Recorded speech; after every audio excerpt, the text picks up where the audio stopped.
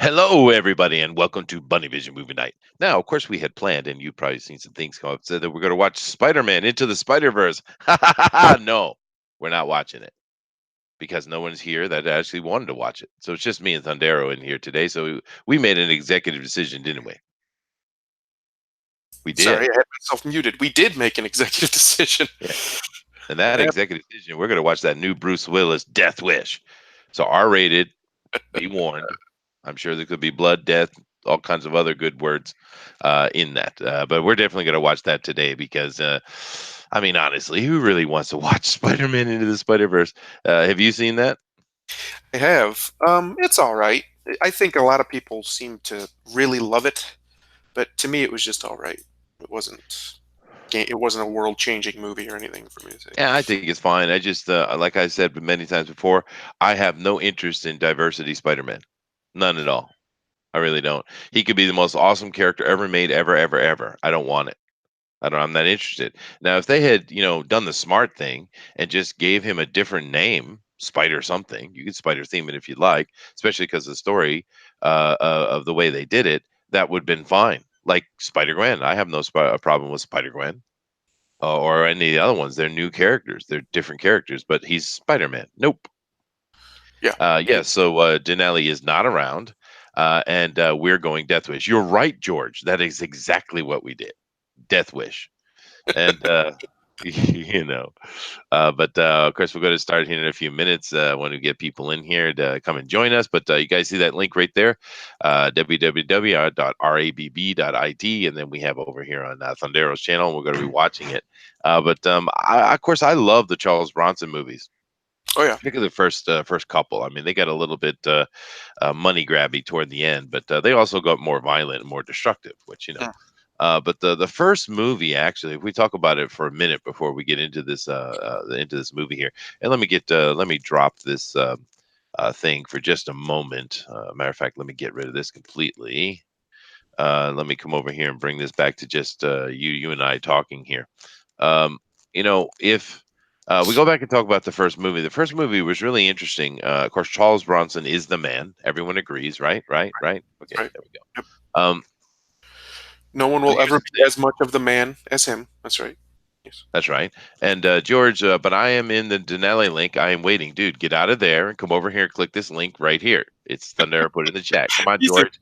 He's in there. He's just being a butt. Stop boomering, George. Hi, anyway, but in the first movie, the really cool thing about the Charles Bronson character was, even though he was a military guy, I think he worked in the motor pool, I believe is what it was. But he is actually very anti-gun, anti-violence. He didn't want to have anything to do with it, especially guns, and because of what happened to his wife and daughter, and the raw trauma, he just kind of snapped, right? But that was Right. a nice layer of dynamic. That movie was actually a movie.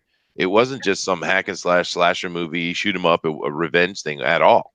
Mhm.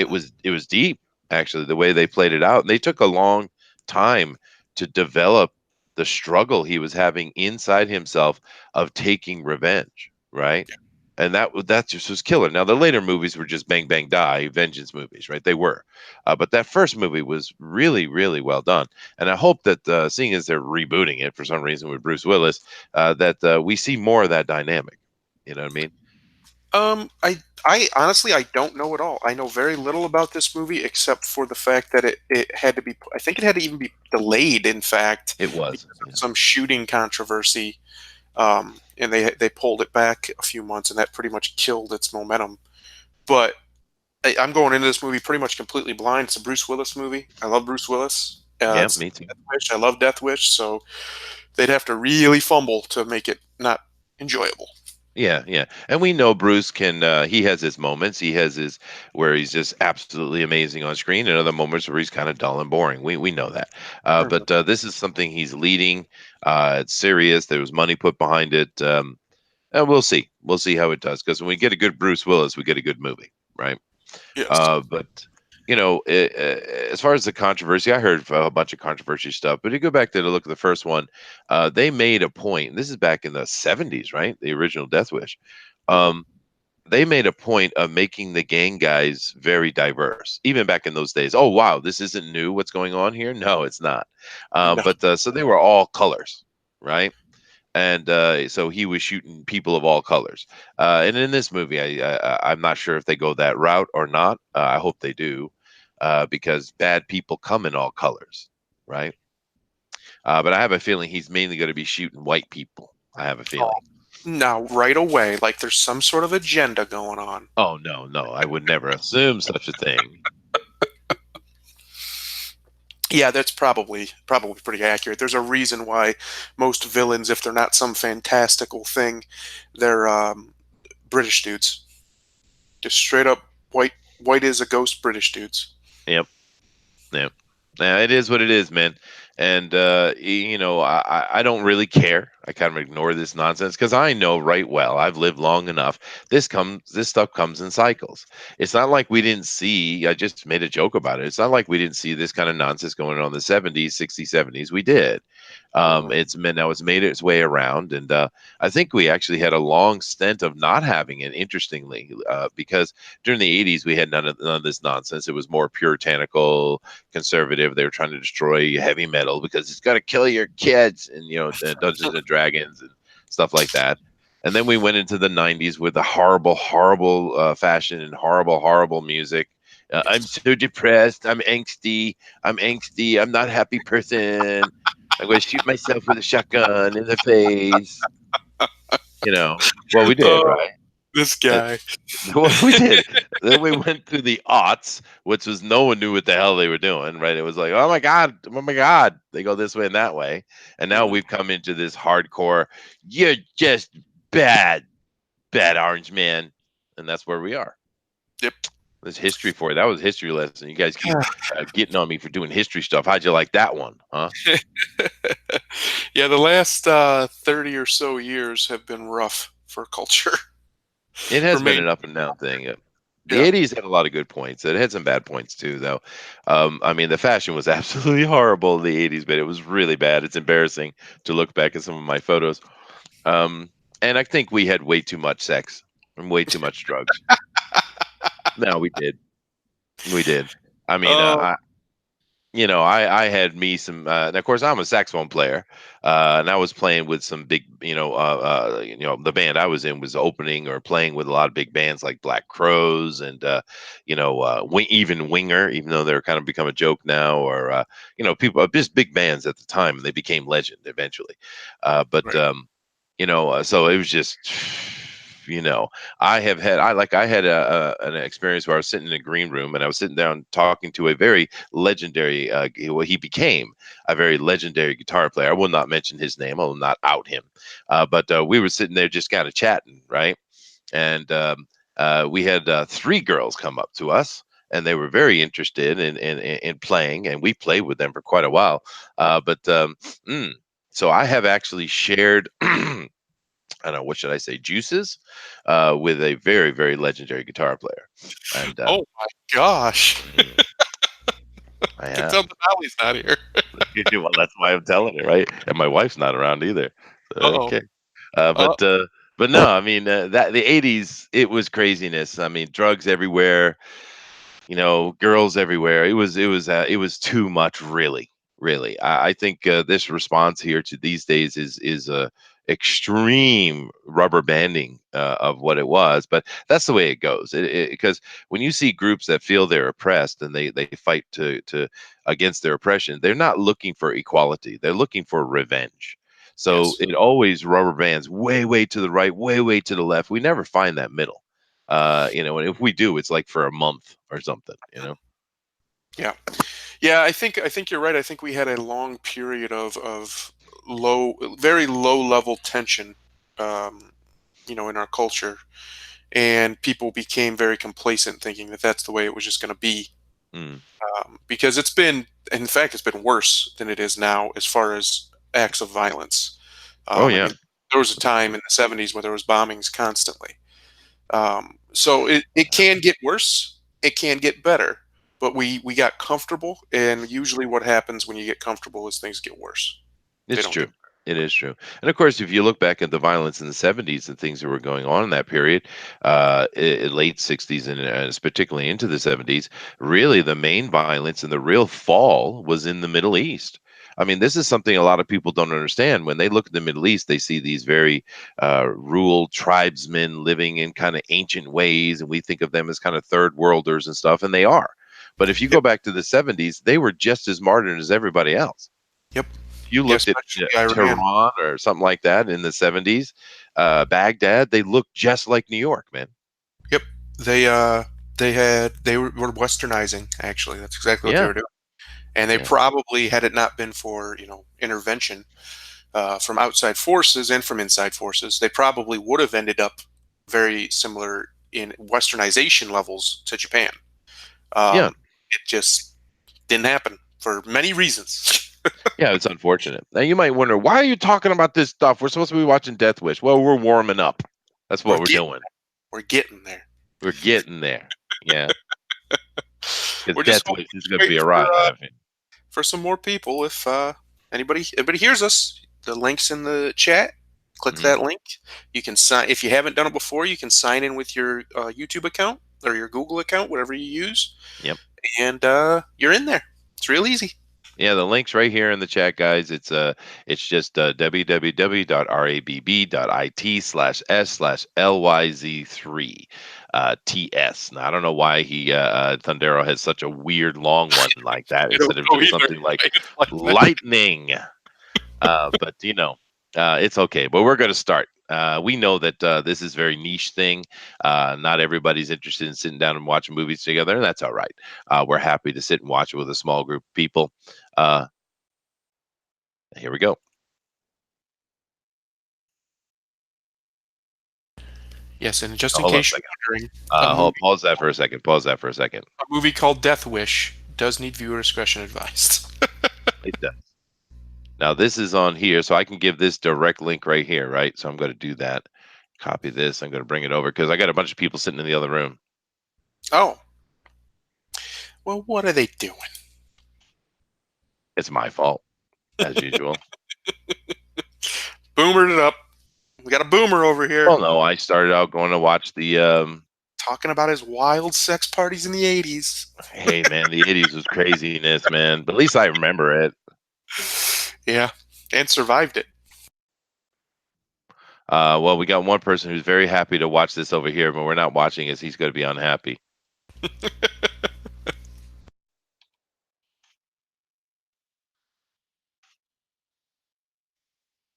Because we started, we were going to watch one thing, and then the people who wanted to watch that movie couldn't come today because of various issues, so they're all off, and there's just me and Thundera, and we're like, well, we don't want to watch this, we want to watch something cool, Yes. and therefore we're watching Death Wish, not Good, watching Spider-Man into the Spider-Verse. good old Death Wish. Now, are these people filing in here? Some of the people that were I over do there? believe so. I'm working on it now. Here we go, they're starting to come in. All right. Question is Combo Boss says original or remake? We're looking at the remake. We're going to see if it's any good. Because the original movie, as particularly the first original movie, was a really good movie. Actually, it wasn't just this kill 'em up vengeance thing. It was quite deep. It was a really good flick. So we're checking to see is can Bruce Willis pull off Charles Bronson? Can he do it? Right. We're going to see. We don't know. This could be a good movie. It could be a horror movie. No clue. We're In going to check it fairness, out. those are massive shoes to try and fill because They Charles are. Bronson is literally the man. There will be no one ever greater than him. He is the man. You can find even pictures of him in his 60s, and he's still just this ridiculous specimen of a man of just Yeah. pure masculinity. It's something no one else will ever be able to match, in my opinion. Charles is awesome. And he's also he's one of those few American actors who's truly beloved internationally. I mean, we think everybody watch Hollywood. Yeah, a lot of people do watch Hollywood internationally, but that doesn't mean that they have the characters, people's names in their heads. It's not the fact, right? But Charles Bronson is an icon worldwide. As a matter of fact, in some ways, I think he might be more popular outside the states than he is inside it, particularly in places like over here in Asia with the Japanese. They love Charles Bronson. They Yeah, I was love John gonna Wayne. say that. I think in Korea too, he's a really big deal. Yeah. They a lot of it is because they came over and would do ads and things for him, but it was Oh yeah, just it's the same deal. It's he's just such a that oozes masculinity like it John does. Wayne did as well, and it just those cultures they really eat it up. They love it. Yeah, and we've got a couple people over here. We are watching two movies at the same time. No, we're not watching two movies at the same time. Matter of fact, what I'm going to do, I think I just need to shut this room down over here. How I left it up because I figured that might happen. I don't know how to shut rooms down. He did get Denali did give me complete control of his room. So how do I shut it off? If you have the remote, which you I should, if you do, have, I do, I do. hit stop playback if there's anything even up there, I did. I'm stopping playback. Okay, and stopping playback. that is, I don't know how you actually just close the room, but that will get it pretty much out of there. All right, so I'm doing this and I'm leaving. Bye, Denali. Fine. All right.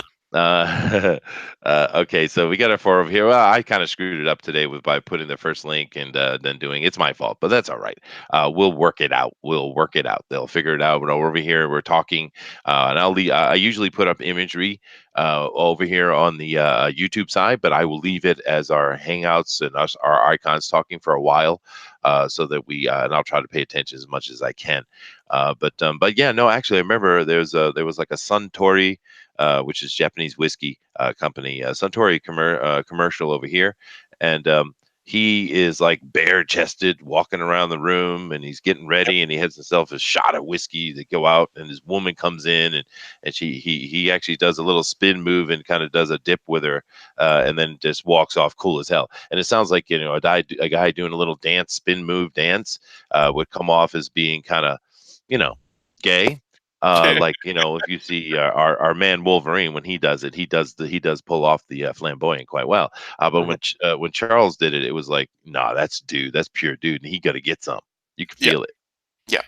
right? Yeah, I know exactly which. I think most people know that commercial if they think about it. It's an iconic commercial actually that he's Yeah, in. He's yeah, I think he was almost 60 years old when he did that commercial too, and he's just like you'd buff man, never know. Yeah, you'd never know it. He's in great shape. pure buck. Yeah. But anyway, well, we're not watching Charles Bronson's Death Wish today. We're watching Bruce Willis's, and we're gonna see how it pulls out, man. There we go. You started it, right? Yeah, good. Let's go on with this. Yeah, go right ahead, dude. All right, and I'll try to pay attention on the other side because I know I did drop two links and I screwed it up. But uh oh, Somebody, shooting! Someone been shot. We have a person over here named Inert Burger. That is disturbing and cool at the same time. You rock. We got Banky. I like it. I like it. We got Joe King. We got George over here with us. Awesome.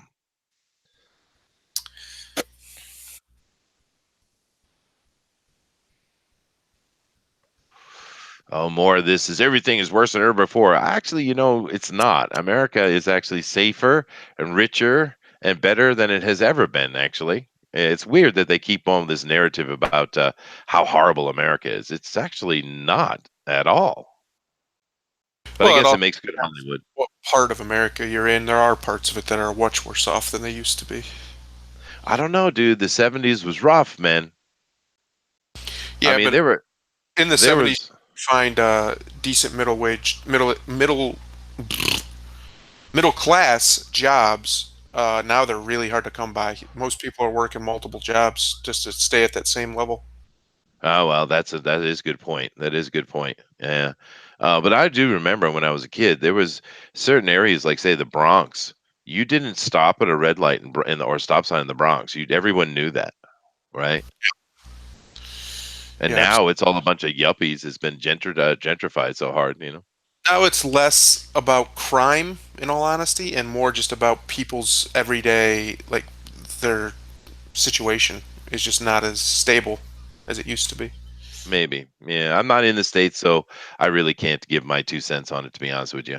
It's just statistically, I look at it and it's like, wow, America's doing awesome, but maybe that's not true. Well, the But problem is you oh, have well, the hold on. He's a doctor. It's Oh, different. you have the top of the food chain that have it. They're skewing the numbers because they've gotten better and better and better, whereas everybody else in the middle's kind of stagnated for a long while. Mm. Well, you remember how we were talking about how in the first movie, Charles Bronson, even though he's a military guy, he was very conflicted about guns. He didn't want anything to do with guns. Hmm. And that was a part of the storytelling was really well done. It looks like they're taking the easier route here by making him a doctor, and of course, the Hippocratic Oath. Hmm. Um,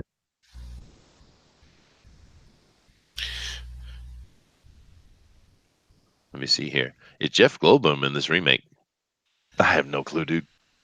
Just like Hasselhoff. Mhm.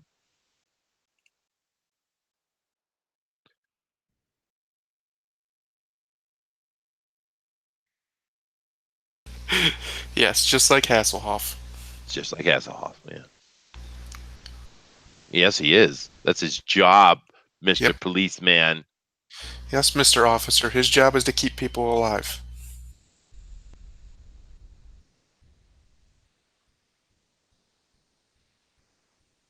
They don't like it though. I don't know if I blame them though. No, not at all. Dirty scoundrels. You know what movie we need to watch, Chester? Is Hmm. Falling Down. We No, want, the Michael Douglas one. Yeah. yeah, I talk about a movie where things, the idea of things are okay, but everybody feels like they're not. That's a great example of it. It's a very good film. Yeah, no, I do believe I've seen that. It's been a long time. That's an old movie, right? Early 90s, so about 30 years old. Like 90, 91, I think. Now, she is maybe the right age for teenage kids.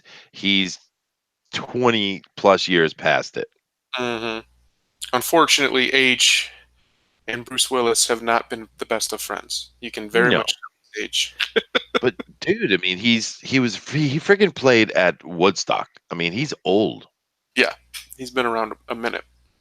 He has. I don't know if you guys know that, but he did play at Woodstock.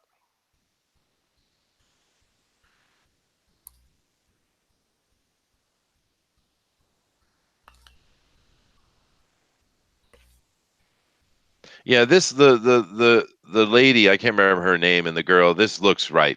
That looks like a mom and daughter. It works. But he's a doctor, so he certainly would have got married later, so it makes sense, I guess. Yeah, a lot of doctors have a lot younger wives. Yeah, it's just because I mean, they're not until they're 30 that they're really going to be able to do anything because there's Right. so much needed for them to study. Kiss his head, kiss his head. Come on, it's a bald head kiss moment. What are you doing?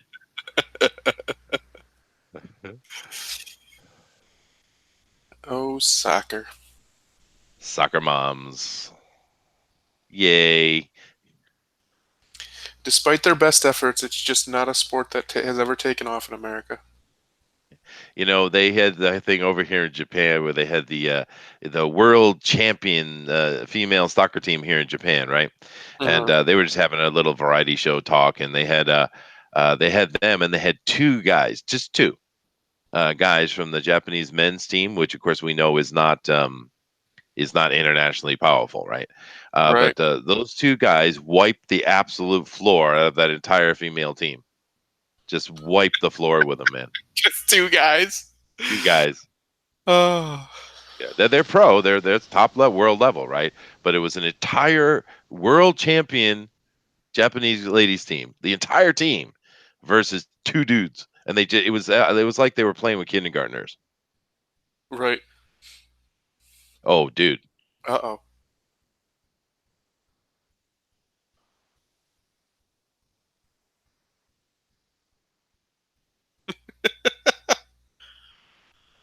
Oh, dude.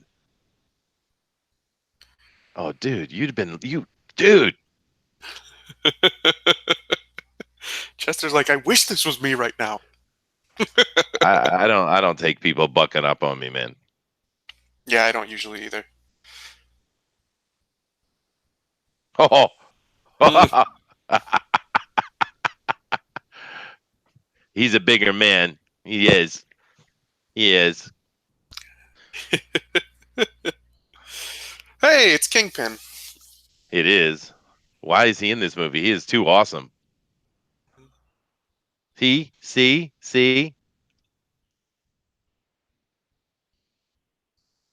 Mm-hmm.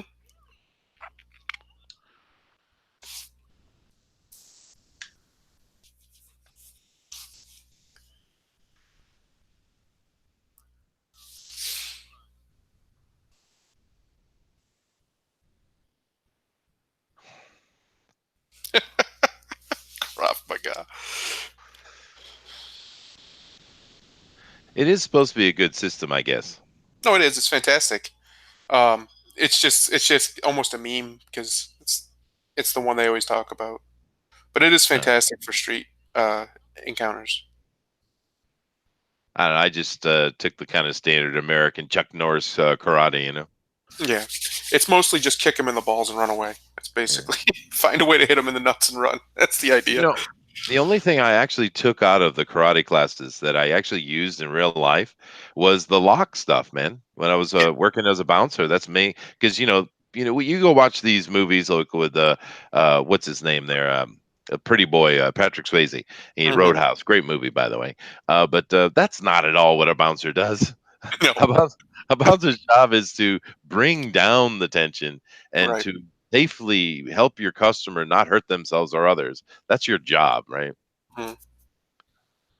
But the locks is really what I took out of it. All the kicking stuff, I don't think I've ever really used at all. Yeah. And most of the time, a lock is all you really need. Because most Oh people yeah. don't know what they're doing. They don't know how to control their body or how to get out of a lock. So if you can get them No, locked in, you got them. actually, I just thumb lock them. Yep. It's that easy. Yeah. I showed my niece just some simple wrist locks, just in case she ever needed them. Because you can control somebody just by their wrist real easy. All right. Did we just see one of the villains? I have a sneaking suspicion. Oh, Oh, Javier. Javier, just park your cars, Javier.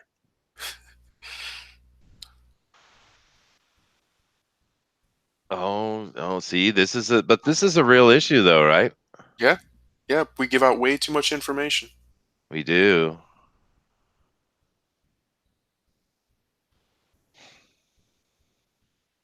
And I like how it's incidental. Because in the Death Wish it was too. It wasn't targeted. It was just an incidental act, right? Right, It which had nothing. almost makes it worse for It the does. character because it was completely random. Yeah. Now, in the original Death Wish, they went hardcore with this upcoming scene. I mean, Yeah, it was a hardcore rape scene, right?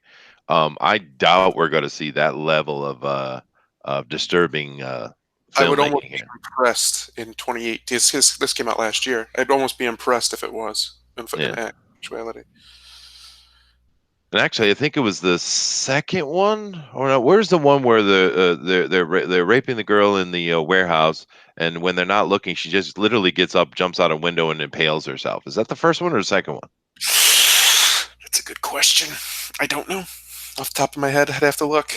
That was like the roughest scene though, because it was she was so out of it. It was just because obviously they had been doing to her quite a bit. She was just gone, her brain's gone, and she Yeah, just out the window. No emotion.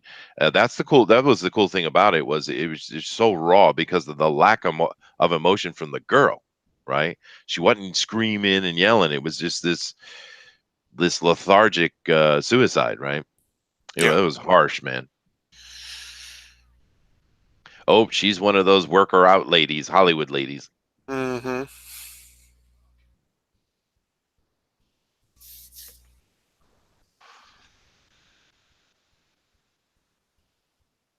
No, it's dude thing. We're going to see sports, lady.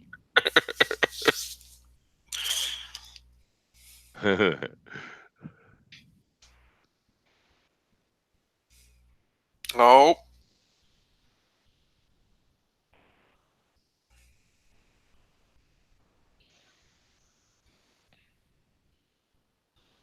While they're, of course, I know they would be, but they're in this movie very short time. Hmm. I mean, I'm sure we'll see the girl from time to time throughout the flick because she's the remaining motivating energy, but because she's a pretty big actress to have in a movie for such a little time, you know.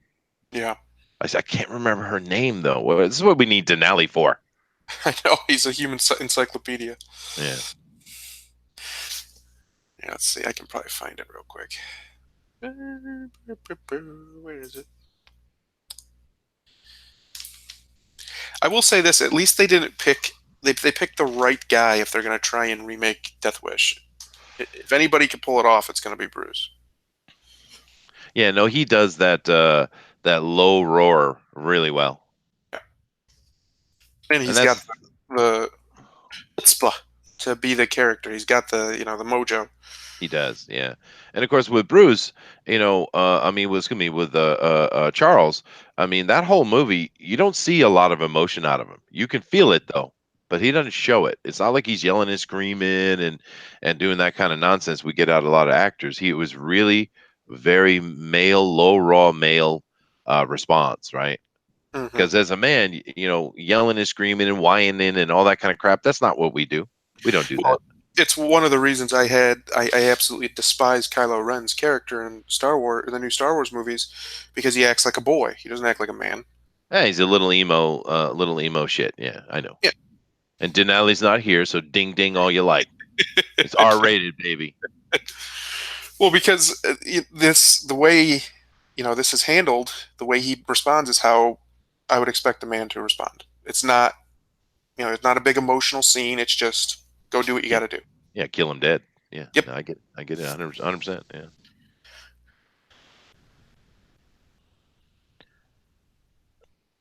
Yeah. You feel something's wrong. You don't call her down. Mm-mm. You say First of run, all, run, you run. go grab the butcher knife that's right there.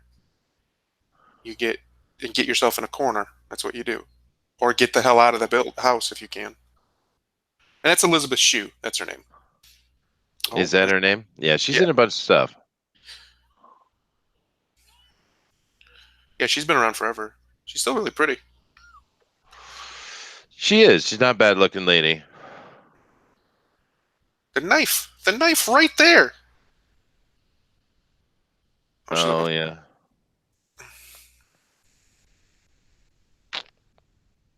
Oh, Javier.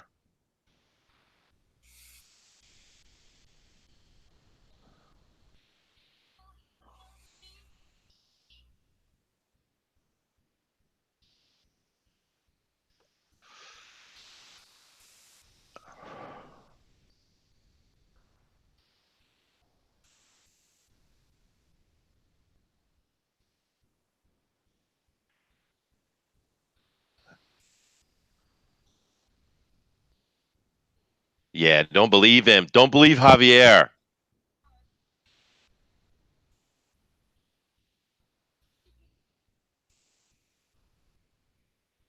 Mhm. Now this type of movie though is it kind of shows a point that is very against the general narrative we see going on these days, Hmm. because you want to tick a man off quick, you put rape involved in the situation, right? Hmm. Just watching this a little bit, it gets you going. It does, dude. Yes.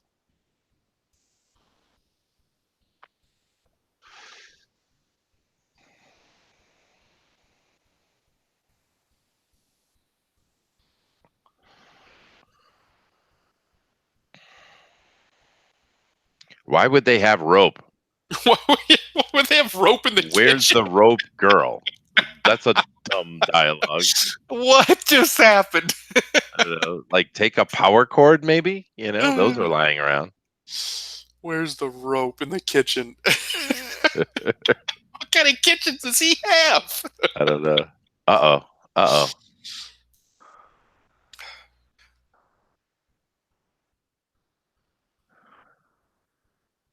I don't know if that is Javier. It doesn't look like the same actor, does it? Matter of fact, I think I recognize that actor. Yeah, Maybe he could. Javier just passing the information along or something. Yeah, he's just the informant. Yeah.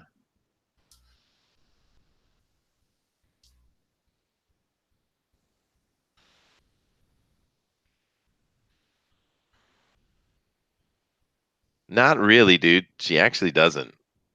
Yeah, she's not very Athletic at all, yeah.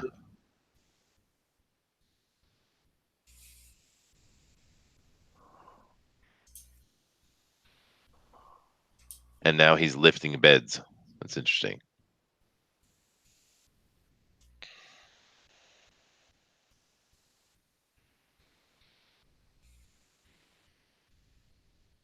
No, not really. Hmm.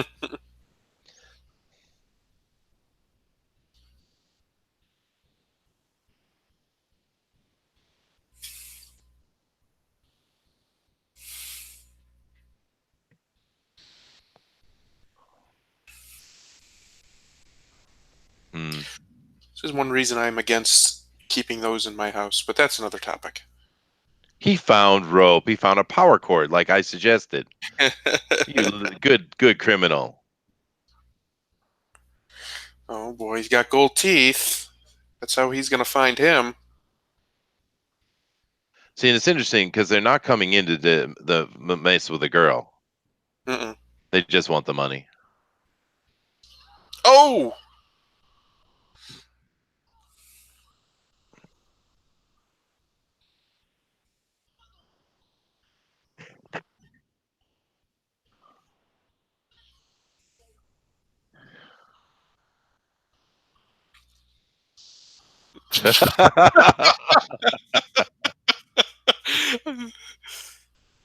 oh, yeah, All right, they cut the rape completely out of it. yep. I expected it. Yeah, that's all right. It's a shame that art has to suffer because people's delicate sensibilities. Mhm. Yeah, but it's still I can understand him being pissed. Of course, his family's been assaulted, et cetera, et cetera. Right. But it does take that extra edge away because, Well, you know, this does help with the edge, like you're talking about, though. Right here, the fact that he's the doctor who's going to be, yeah, another layer there. it does. That's probably why they changed it. Now that I'm looking at, it. I thought it would have been the opposite, but I mean, still, I mean, because we all understand. Yeah, yeah.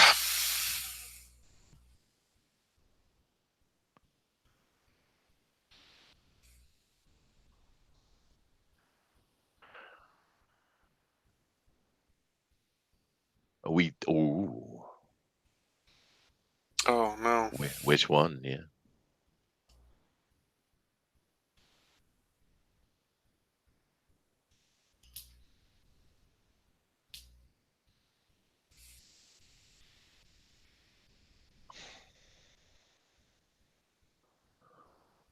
Well, I know it's the wife because I can see the hair. Hmm.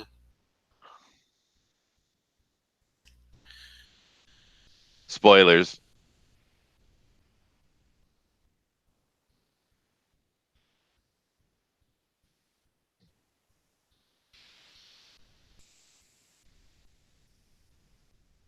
Well, they only gave us the slightest reveal on that. Mm-hmm.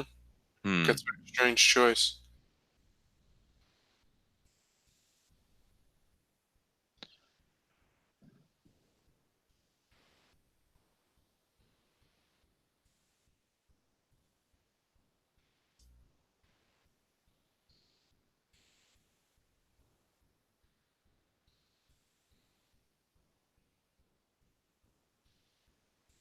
Ooh.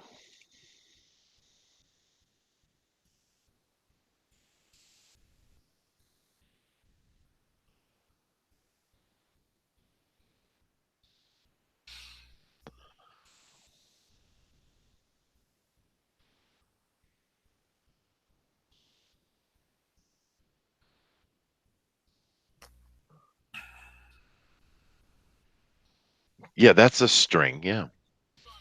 Wow.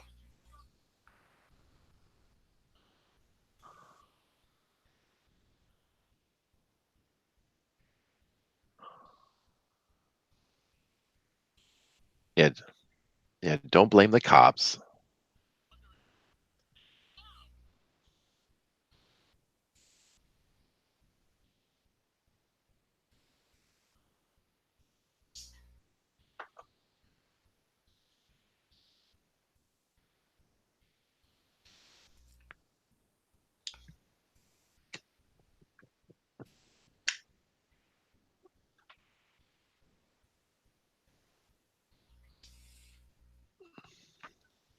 Famous last words, maybe. At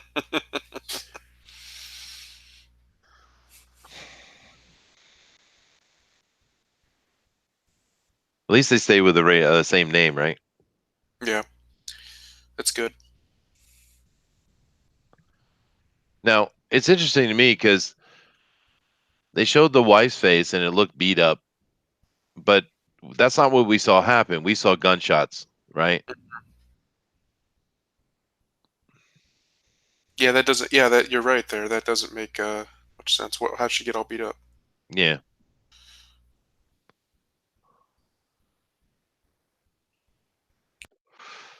So she's going to be the coma girl motivation. All right.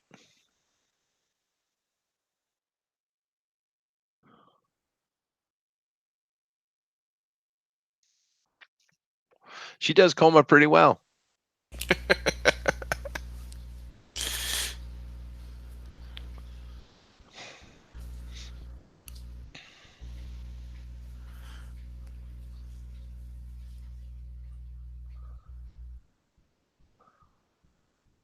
Oh, I love that. I love the plan. I love the plan part. Hmm. But I suppose it helps people more, and I suppose put it on God, put it on the cop, put it on somebody else, right? Yeah. Yeah. When I think the reality is, for him in this situation, he'd be putting it on himself. I know I would. Oh, sure. Yeah. I wasn't there. It's just the problem for me is how do we motivate ourselves into a killing spree, though? From what we have. I mean, it's cool. I get what they're doing, and it would piss me off too. But how do we go to murder spree though? Then that's what the maybe it was an easy tool in the first movie, putting rape involved in the situation. Maybe that was what made it easy to understand it. So they've given themselves a hurdle to get over here, right?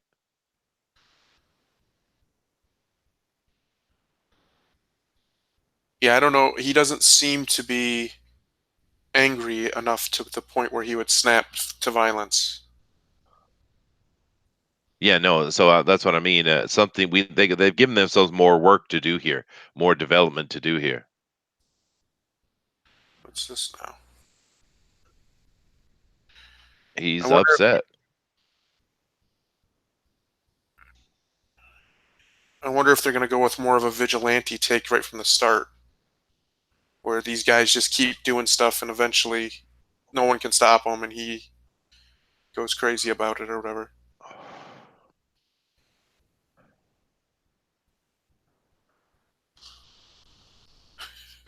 This old man ain't playing. I love it. Yeah, We'll be poaching on his property. no,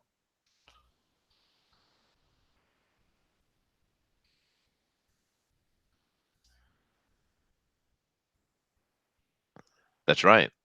It's true.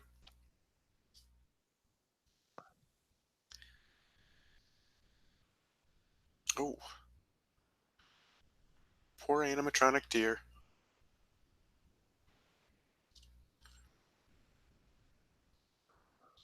You tell him, Grandpa. My grandpa was just like that. He'd shoot your ass. my Both my grandpas.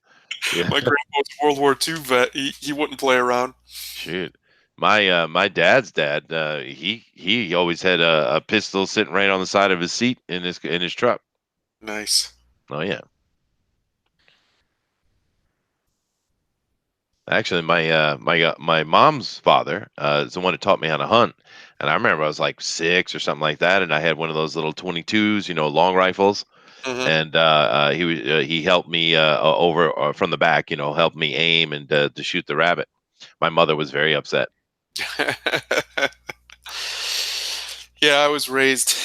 My father wasn't big on guns, and my mother absolutely hated them. But they pretty much everybody else in my family was very much into the gun culture. Yeah, well, I mean, guns are a good thing. They're not a bad thing. Correct.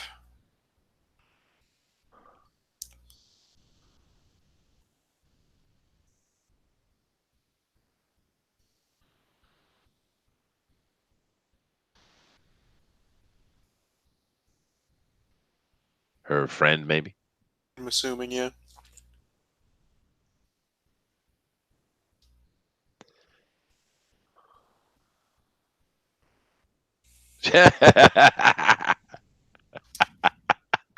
What? Who made this That's movie? I know, right?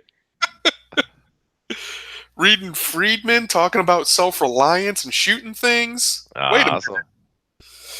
No wonder the critics hated this movie so much. I get it now. It all makes sense. Yeah. Of course, we still need to see how we get to the trigger, though, because obviously it's not here yet. I mean, it's boiling.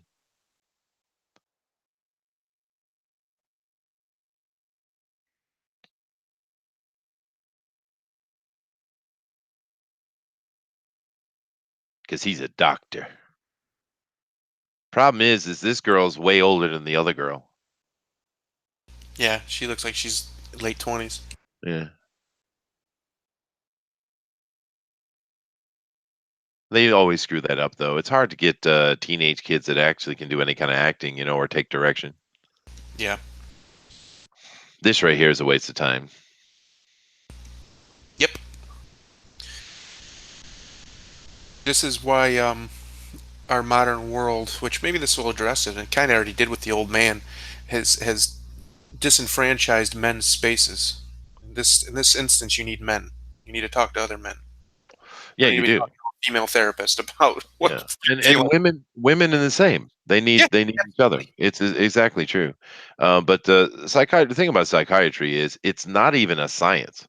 Nope. This is the problem with it being allowed in courts and stuff. It is an art at best. Yep. I mean, one day maybe we'll understand the brain, but we know nothing, right? And the fact that do we actually allow this into our courts is shocking to me. At best, you'd be better off going to like a neurologist or something. In all honesty, to get real answers because they don't know. No, they don't. I mean, it's unfortunate. I wish they did know. I wish psychiatry was a real thing. Hmm.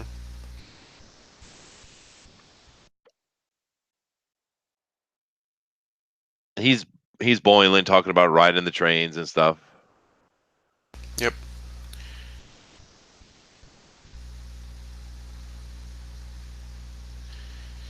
I They, wonder if she's gonna die. yeah, I'm not sure. It's yeah, they of course they didn't really do it, but in the movie they're showing that they actually did a tracheotomy to Yep. put the breathing tube in. They didn't go through her mouth. So I mean that's serious business. And I guess we're in Chicago because they keep showing these stupid Chicago pizza. Right. There you go. He's talking about how he failed. Hmm. Let's talk about a man again. Yep. Fine here, fine, go away, dude. Well, see, that's the thing is he's kind of learning. If you listen, he's learning how to be a man again because it broke him to have that Yeah. happen to his wife. And men should be charitable to some degree. I mean, Well, that's of course we should. Yeah. part of masculinity, in my opinion, is to take care of the less fortunate. The strong either dominate the weak or they protect the weak. Okay. So they're doing a real slow boil. I get it. Yeah, which is fine. I have no problem Yeah, with no, that. and it's fine. They, like I said, they put they, now we're sitting watching this and trying to, diagnose it. I can look back at the original Death Wish and see they took the easy route by Hmm. putting the rape in there. They made it easy, right? This is taking a much more complicated approach to it. Because unlike what modern lesbian feminists want to tell you, men absolutely despise rape. It's not. Oh, we There's can't stand nothing it. that will push a man over the edge faster than a rape. That's right. It's just our natural, way we go about things. I mean, we're meant to protect. I mean, men are all about sacrifice, right? Yep. Yeah, I know, dude. You knew better looking at the package.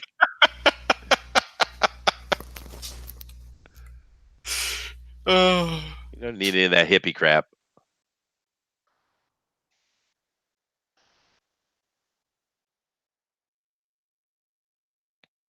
I like this actor, by the way. Yeah, he's a good actor. He's one of those actors Yeah, who's in a lot of stuff. he is. And he's kept that nice. He's got that barrel gut, but he's got some power to him too. You know. Mhm.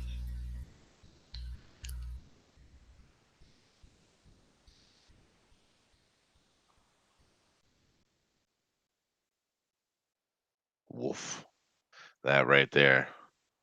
And this is actually one of the problems that police do have, because there's a lot of anti police sentiment in the with certain groups in America, which is really unfortunate. But one of the real problems we do have the cops is they have these walls that have all the cases on them, and they're under incredible pressure to solve them as quick as possible and move on. And therefore, if they get anything that even looks remotely possible, they hit it and pass it off to the DA and let it go. And then the Mhm. DAs are all about making their career. So they don't care if you're innocent or not. They just want to get their conviction, right? This Right. is a problem. It's almost it's a form of profit motive in law that shouldn't Yeah. be Yeah. allowed. Yeah, it's just like the concept that we have actual private prisons in America. Yeah. Let me say that again. We have private prisons in America. Yeah. That's ridiculous. And we're even in some places have effectively debtor prisons again. Yep. Yep. It's a shame.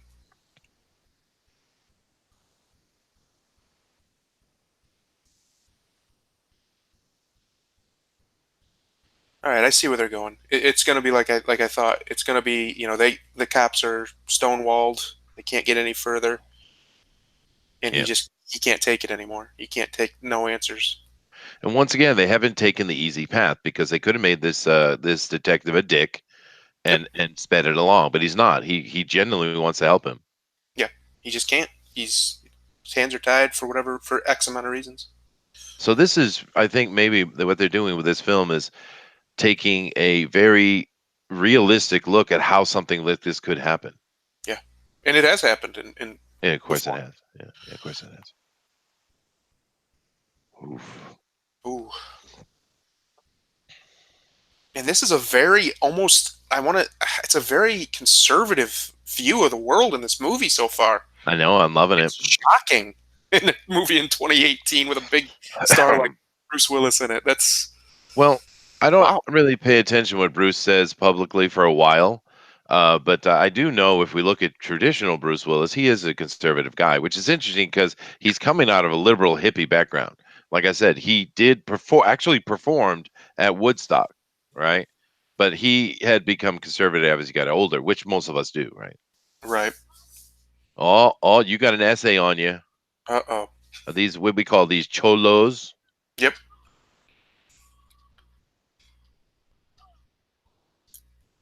Oh.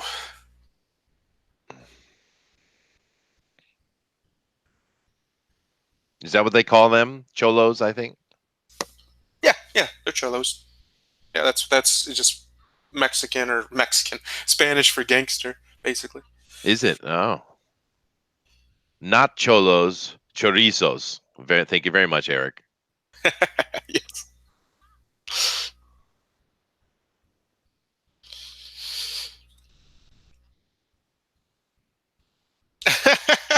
Sweet. That's so awesome. I want one. You know that movie with Jurassic, the remake of Jurassic Park with the Star Lord guy in it, right? Hmm. He has a beautiful new Winchester in that movie. Oh, it's so gorgeous. Hmm. Now you're in Japan. Can you even get guns over there? We can, but they're highly restricted. You got to have licensing and stuff like that for hunting and things like that. I do have some access to stuff, but I don't really need it these days. I would prefer to go bow hunting anyway. That's much more entertaining for me, but they don't allow bow hunting in Japan at all. From what I understand, I've never been bow hunting, but from what I hear, it's a very almost spiritual feeling using a It bow is, to a but gun. if you don't know what you're doing, you are going to torture an animal, and Yeah, that's not really what the point is, right? right.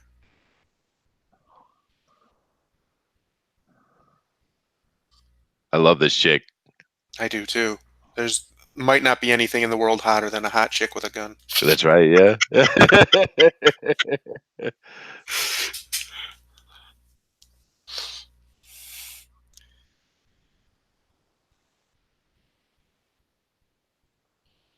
Yeah, you don't need the swearing. Most people don't like that.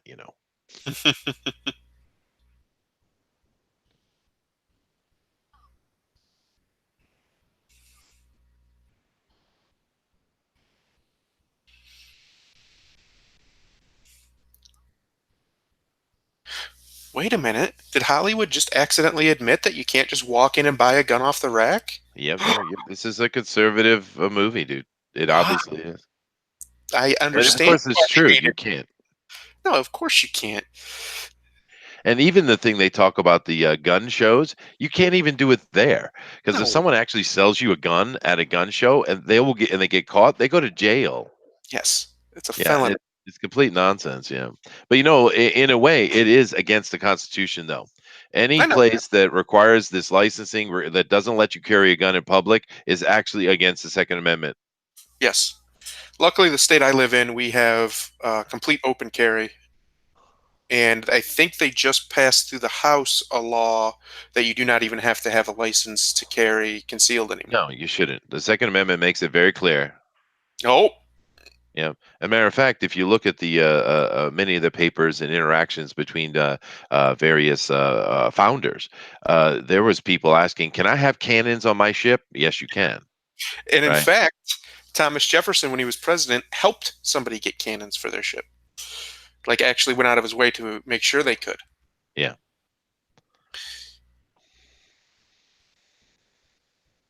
It's such a slow boil, dude. It is. It was a And very he, dirty gun. yeah, it is. And but he is also, he's Oh, I also, like this. yeah, so do I. But he's also taken a page out of Charles Bronson. He's Yep. not showing a ton of emotion. Nope. Being very stoic. It's very businesslike. I love how they're counteracting it with him being a doctor. His tools as a doctor, and now his tools, what he's learning. It's great. Well, as a doctor, if he can get his aim down, he knows exactly where to hit, right? And he's a surgeon, so he has to have steady hands. That's right. I do love it, right? I see because I had a feeling this movie would have a little bit of the typical liberal crap in it, right? Yep. But nope. Uh-uh. Nope. So far, it's just been. It feels like a movie from the 80s or 70s. Honestly, Yeah. it's honest. It's realistic. Bruce is doing great. Yeah, he is. Because the thing with Bruce is he's always that low roar type of actor, and Mhm. sometimes it comes off boring. It can, right? But in this case right here, he's actually showing a lot of emotion. It's just so subtle. Right. Because he's still trying to, the character, still trying to maintain his control. He's a doctor. He's a respected person in the community, but his life was Yes, destroyed. So it's yes, just interesting. It's very good. He's doing great. It's he is. believable. These are seizures. Yep. My daughter is in handcuff. Yeah, because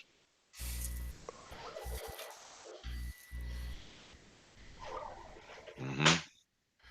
This is so much better than some stupid Spiderverse thing. It is. Look what these animals did to my daughter. Exactly. Yeah, because eventually Denali's got to come back in here and yell at us. You know that, right?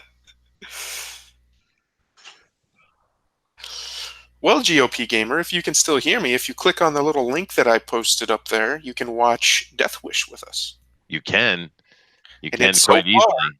is quite good. The remake of Death Wish.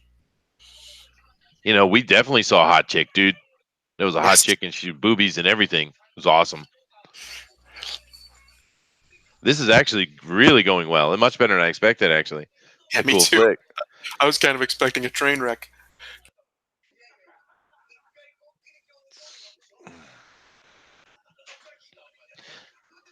Now, see, I walked around the streets of New York back when New York was actually dangerous. This is Chicago, of course, but and I never had anybody eyeball me ever. Well, They always Hollywood always shows you that, right? you're also a big bear of a man. Bruce is just a normal sized guy. That's true, I guess. Yeah.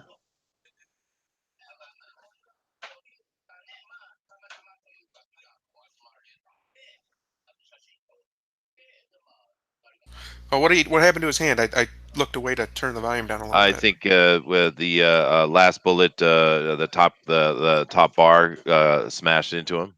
Gotcha.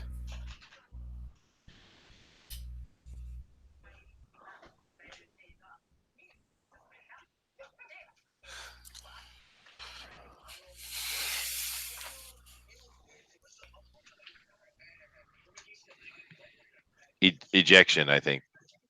The you know how when these with these Magnum guns, the when you're out of bullets, the top bar slides back all the Yeah, way. yeah, Yeah. yeah. He's not used to it. No. Nice touch. Pretty good shot though. Oh, yeah. Right in the lung. Now, the one to the head, dude. Is he that far yet? Let's see. Oh, Oh yeah, dude. yep. Definitely. Answered that real Yeah, quick, didn't he? yeah.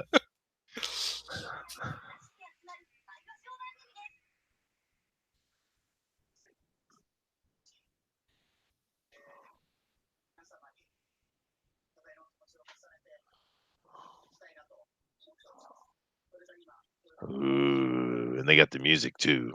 Hmm. Sweet. You get him, Mr. Kersey. See, that's something I like that they did. He watched that guy die. He made sure Yeah, he was dead. And again, him being a doctor, he would know just by looking at him. He could tell that yeah, easily.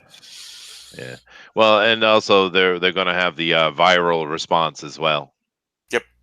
The problem is, now he's on the police radar. Yep. But I think we're going to have a scene where the that cop figures out it's him, but and then turns away from it, Right. or even helps him. Yeah, you did hear the cop talking about how, his hands are tied, this and Yeah. that. Because the Hollywood always wants to show the cops hate the vigilante and stuff like that, even though they're also promoting the vigilante at the same time. I don't Hmm. think that's actually true. I think cops publicly they might say that general is just wrong, yada yada yada. But I don't think cops are really anti-vigilante at all. No. Especially when it's something they can't solve for whatever reason, whether it's bureaucratic stuff or it's just out of their reach. Yeah,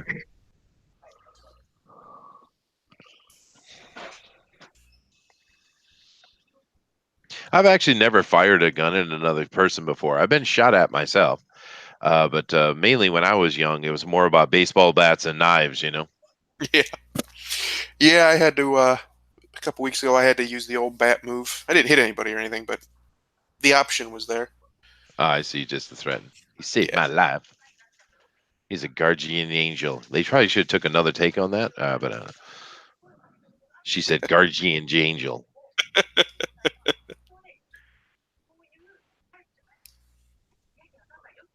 Wow, you drink a lot.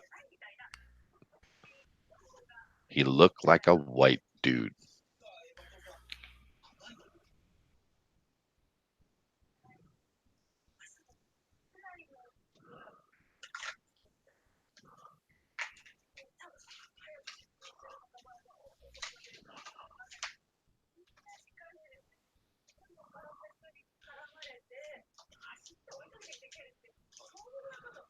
No,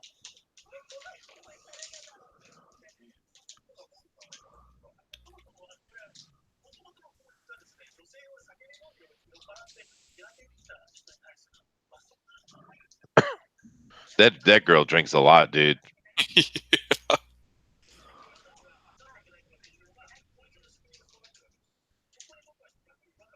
Yeah, Yep.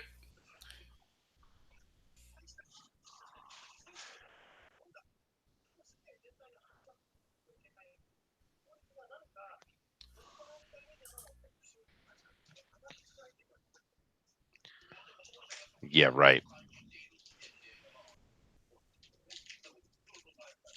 Yeah, that's really lovely. It's a very attractive when a woman speaks like that, especially when she's got alcohol voice.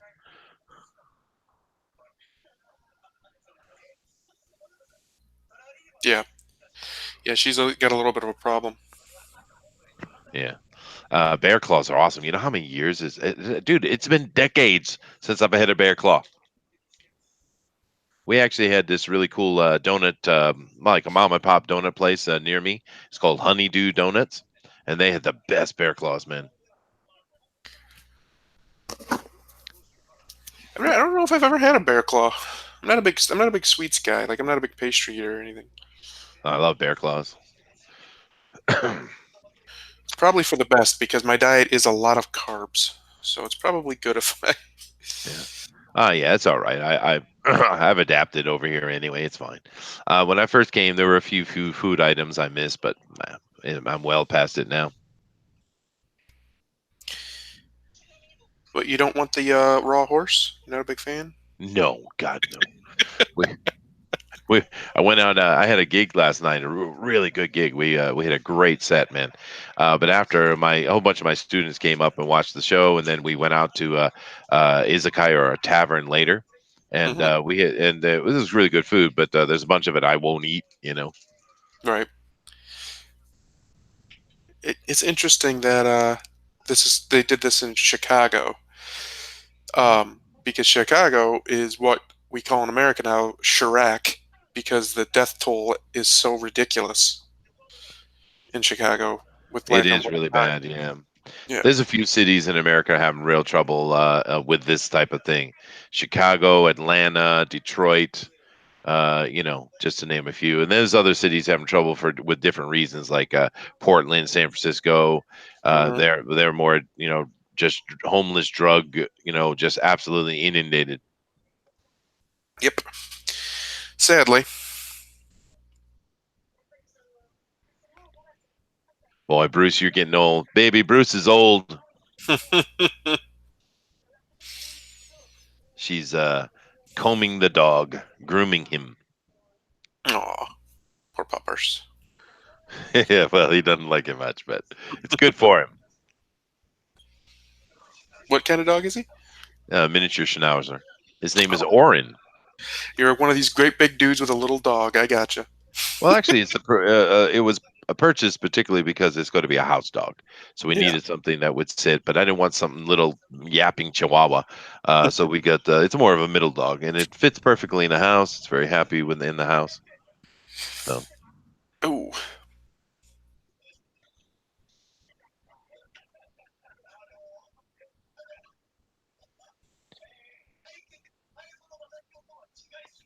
Jordan was the man. I don't. I haven't watched. I haven't watched basketball since the '80s because of all the nonsense that was going on with it. But is this LeBron guy I keep hearing about? Is he as good as Jordan? um, it's hard to say. I mean, yeah, he is, but he's not as successful. Like talent wise, he definitely is. But he nobody. Uh, I don't know if anybody will ever be as successful as Jordan was overall. well, Jordan was freaking phenom, dude. Yeah, 6 rings, multiple like ridiculous amounts of MVPs. Pretty much every award he won multiple times. Mm. It'll be near, and the game's different now. It's all about offense now. Back when Jordan played it, they were allowed to actually play defense. Like they're not even He's allowed to hand check each other anymore. really. Yeah. He's was digging the kid for a little bit of information. It looked like there, yeah. Hmm.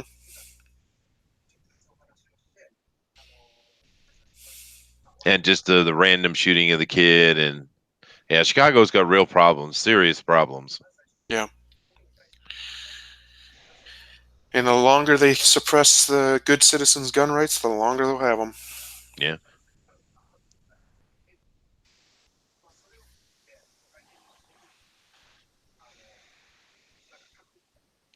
just sitting out there selling drugs, no problem, sitting on the stoop.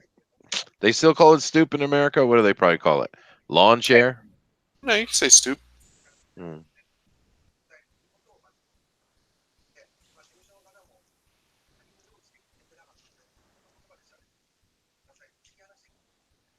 That was bad acting.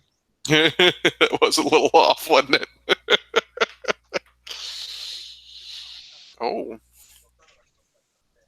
Oh, shh.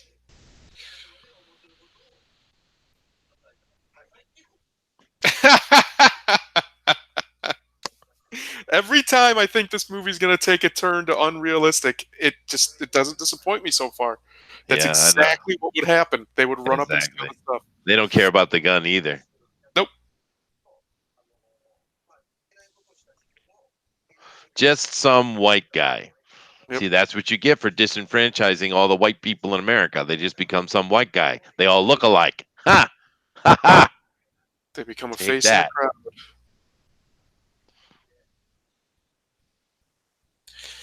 This is one thing that a lot of modern movies, when they try and do like stealthy stuff, they do it wrong. You're not really stealthy by being invisible. You're stealthy by being seen but unseen. That's right. And that's what he is. I mean, everybody sees him, but they don't get anything from him. He's just a white Uh, guy. Well, that's why an actual successful spy is an everyman. Yeah. Someone like Daniel Craig playing Bond is very realistic, whereas Sean Connery is not, Yes. because no one's going to forget that guy.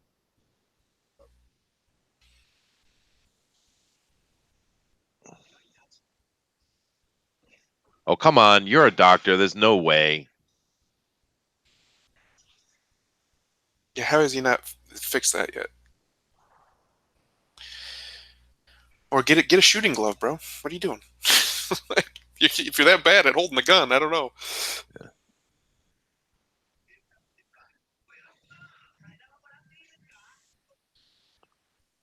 The interesting thing with Chicago, you remember, was it last year? I don't think this year was last year.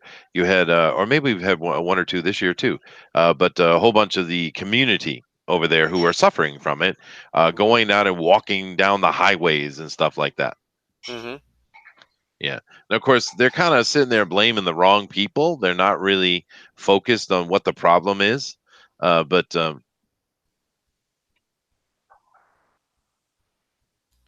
that's right. You tell them, baby. Mm-hmm.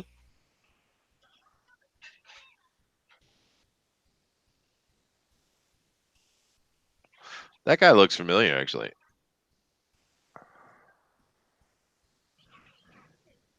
It's interesting. It's a soft. He's unhinged, but it's a soft one. Yep.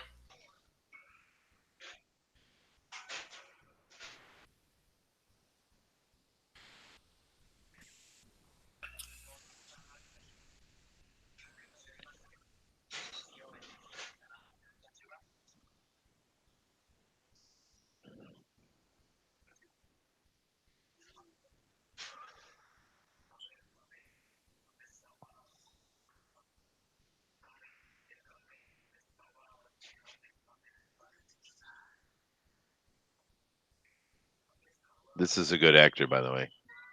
Mm-hmm.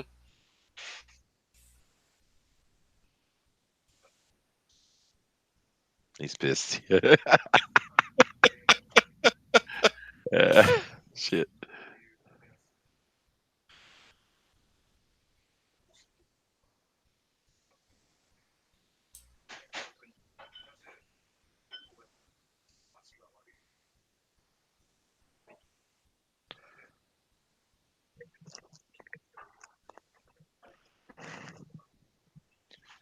Oh, goodness gracious.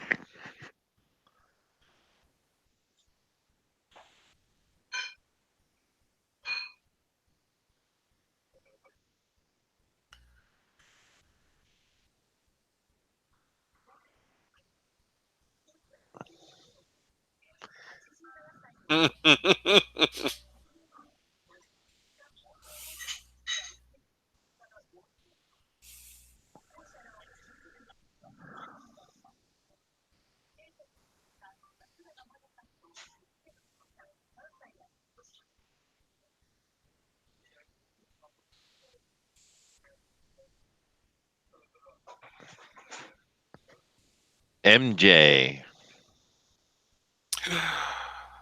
Uh-oh.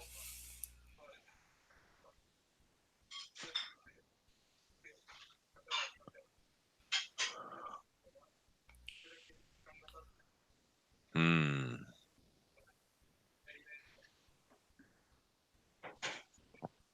So now he knows it was at the car lot, right? Or Mm. wherever the parking was.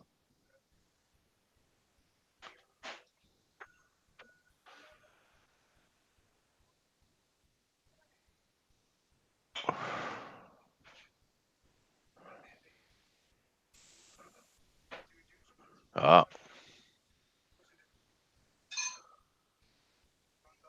I do kind of like the scene in the original Death Wish, where um, oh, see, he's not going to have to see it. Smart, right? Mm. Where they, how he got the gun, right? This was just a random, too random luck, actually. You should leave the watch, dude. Ah, that was a mistake. That was a Mm. mistake. That's got to come back.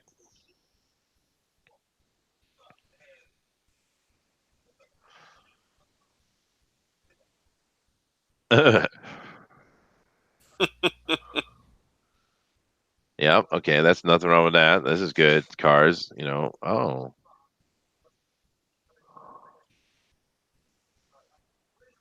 there it is. Mm.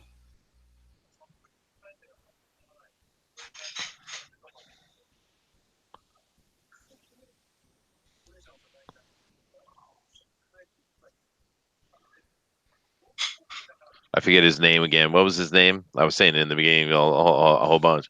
Javier. Javier. Oh, Javier.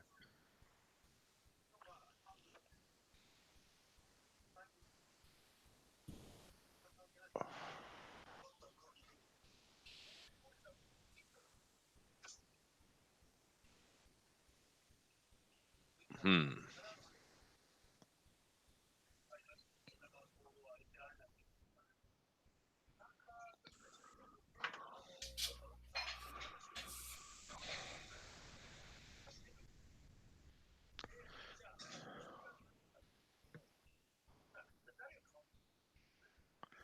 It's interesting seeing D'Onofrio in just such a simple, plain role. Yeah, just playing a normal guy. Yeah, because this is one of the best actors we got right now.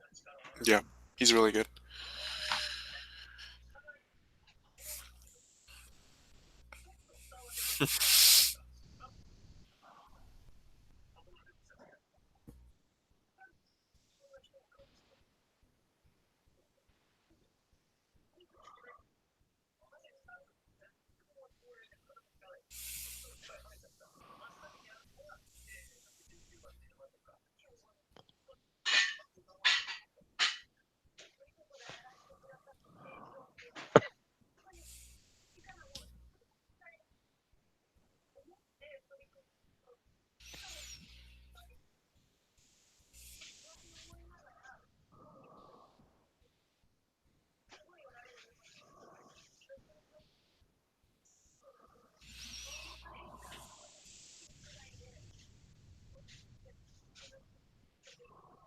Uh oh. Oh, that is did they is that his brother or something? Sound like it. Yeah, sounds like it. Yeah, that's not very sanitary. That's really, really not.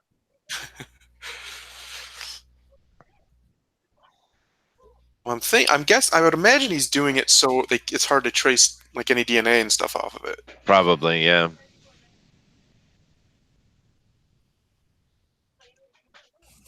Did I see gloves on his hands? I think he's wearing gloves. Nope. Oh, No, nope. he's not. It looked like he was, though. I wonder if that was a mistake. Might have been. That might have been the second unit. Maybe. Yeah. Oh, Okay. All right. Bowling has become a new thing now. bowling is very entertaining, more so than I remember. Yeah, that's not what I remember.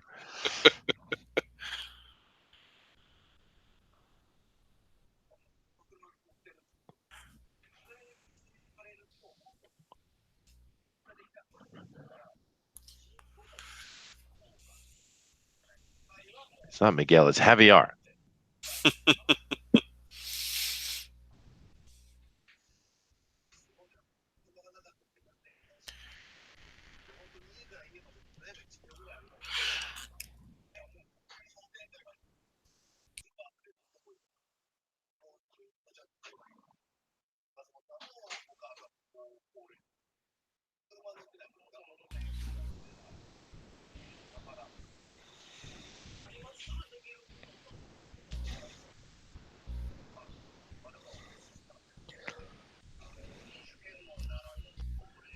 Don't go get the boys.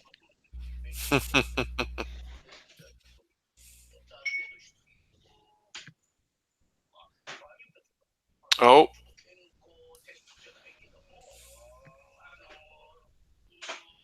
A not a stupid villain. Interesting. mm,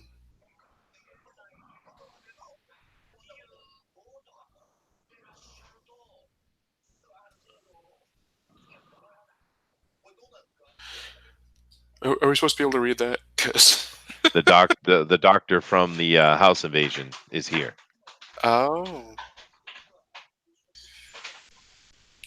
Speed reading, college techniques. I just couldn't see it at all. Like I couldn't make it out. But I still have it on the smaller screen, and I'm sitting back a little bit. Okay, excuses. And my eyes are terrible.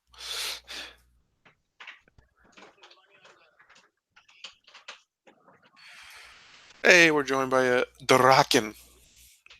Hey, what's up, Dragon? Assuming that's him anyway. That looks like his image.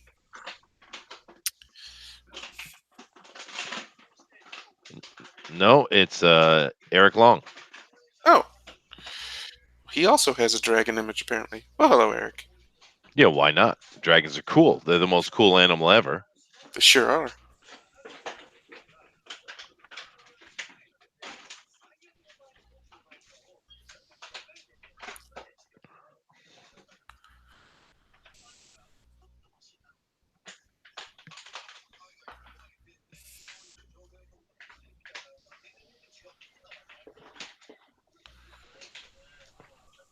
Oh, you you bumped your mouse, I guess. No, he accidentally took the remote.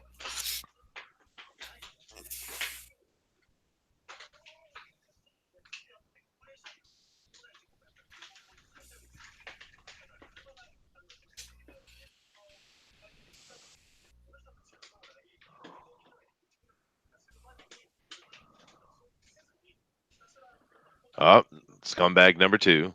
Mm-hmm.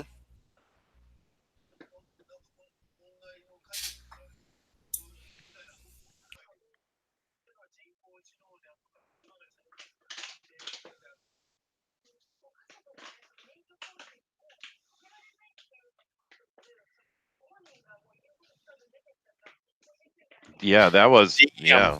You didn't do a good job at all. That was you very poor job. Criminal better.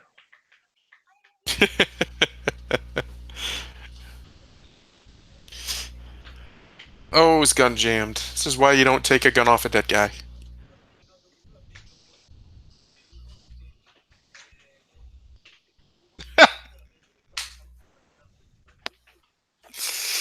Oh.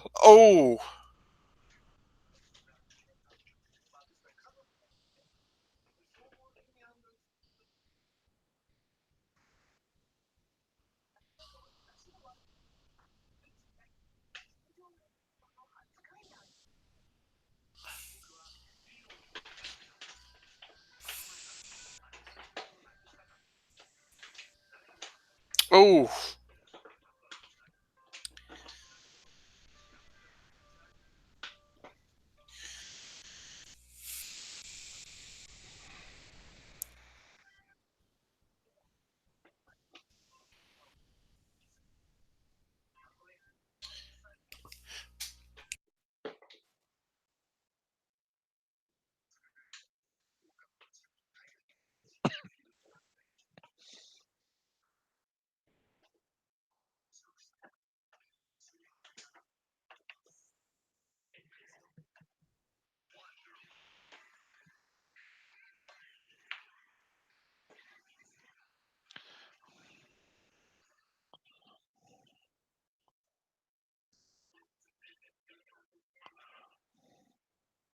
Fate?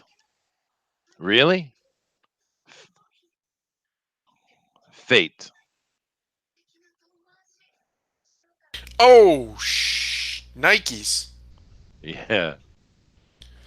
Yeah, but I don't like the addition of fate, actually. I don't like that, actually. But it's getting hearts, so I shall heart with you. Fine. Hearts, hearts, hearts. There we go. And if you notice, he dropped his ring on his way out. Yeah.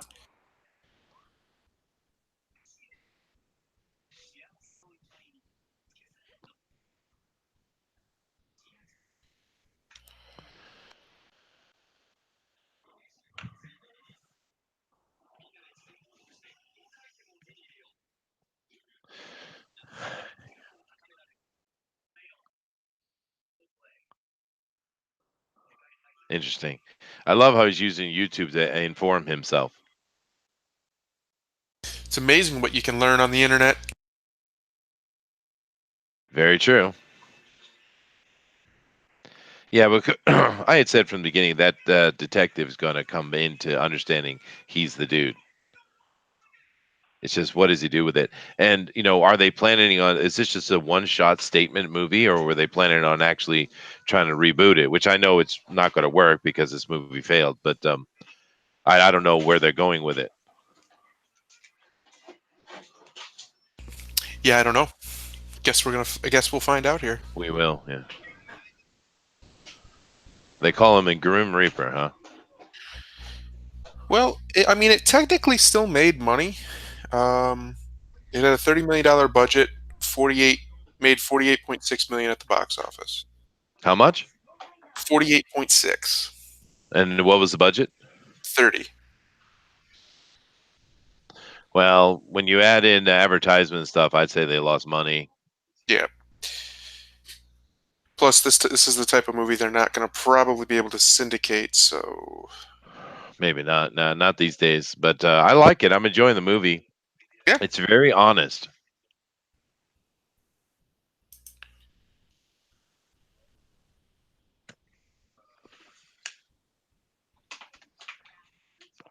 I didn't even know radio was still a thing in America. Oh yeah, still huge actually, and It, especially with satellite radio. oh, really? It hasn't shifted to YouTube, is what I meant. Nope, not yet. Hmm. There is a lot more podcasts and things like that now, but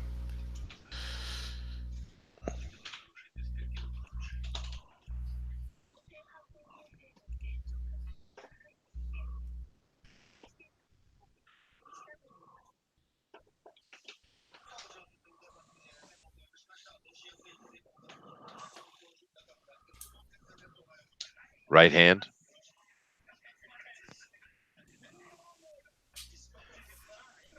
Tate Carp. Yeah, that is a movie name if I ever heard one. right.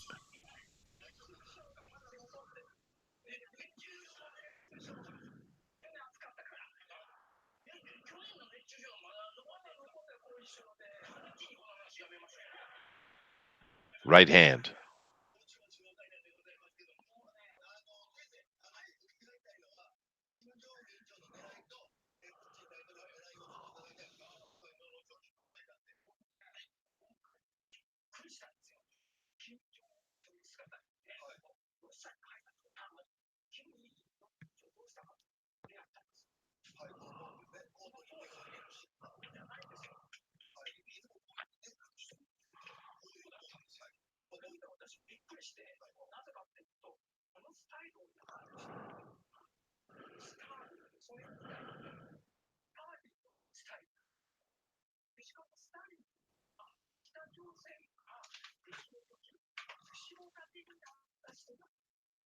Come on, detective. Right hand. Right. He deliberately used the right hand in that whole scene. Hmm. uh, and it's very cool that the director had a or the continuity manager had an understanding of to pay attention to that. Yeah, yeah. It's It's they've been those doing little things. yeah with Those- keeping those little things going. I mean, there was a little bit of silliness with the bowling ball, but Yeah, the fate thing, and yeah, it's all right. But this is a well done movie, well constructed movie, actually. yeah, so far they haven't slipped up from what I can see, and made things too convenient for him or No, or no, for the police.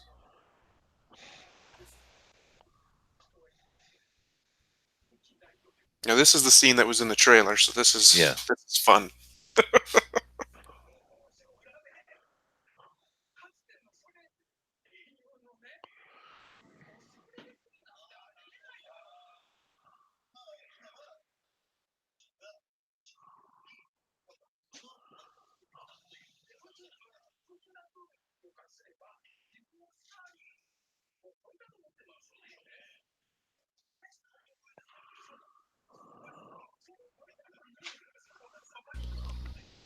Oh,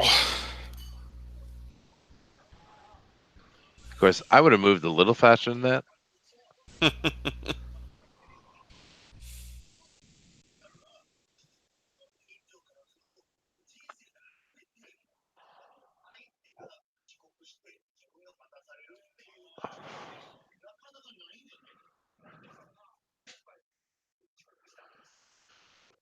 Not with a sock in his mouth, dude. Uh-oh.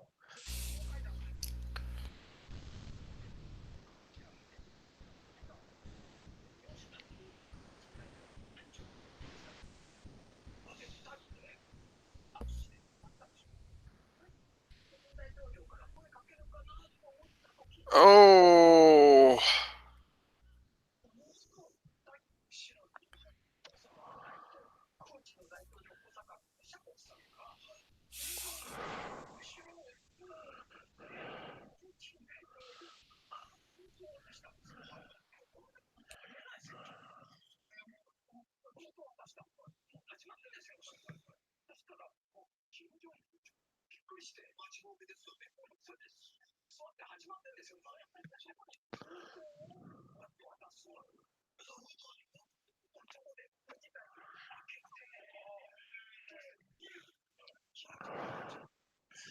Would that hurt extra, I wonder?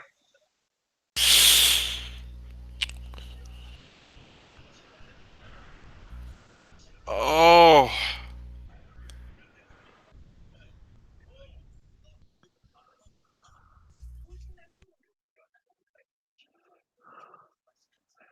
Yeah, that's the point, dumbass.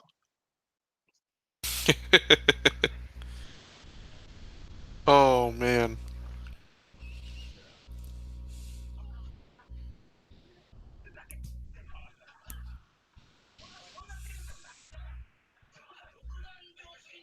Hmm.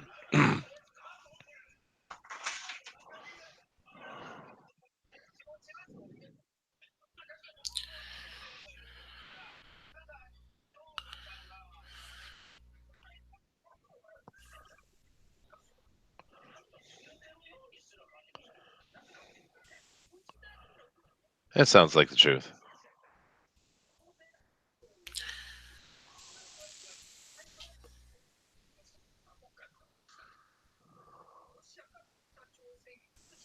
Oh, someone messing with the mouse again.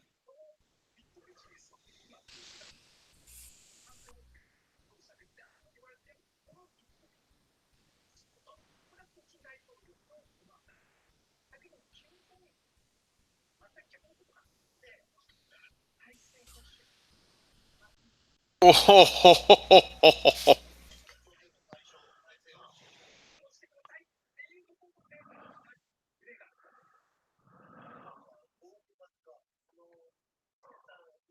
Ah, left-handed. Because he was mad, right? Yep.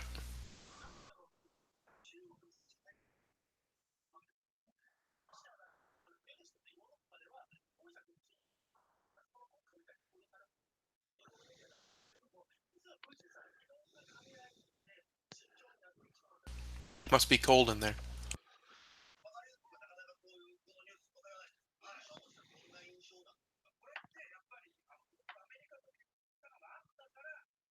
Yeah, this is a big, tall, kind of fat guy. A little bit different. Yeah, I was thinking that myself. That their body is not the same. He's several inches taller than Bruce. Oh, yeah, yeah, yeah.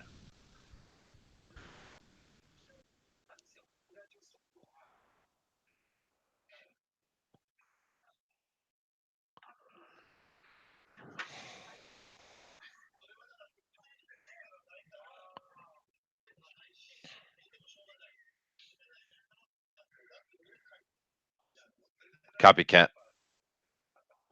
Right.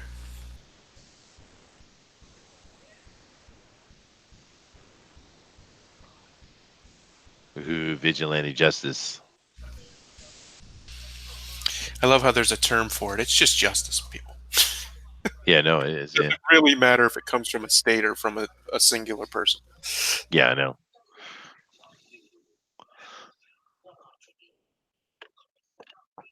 Well, I've enjoyed this movie. Me too. A brother threatening. That's interesting.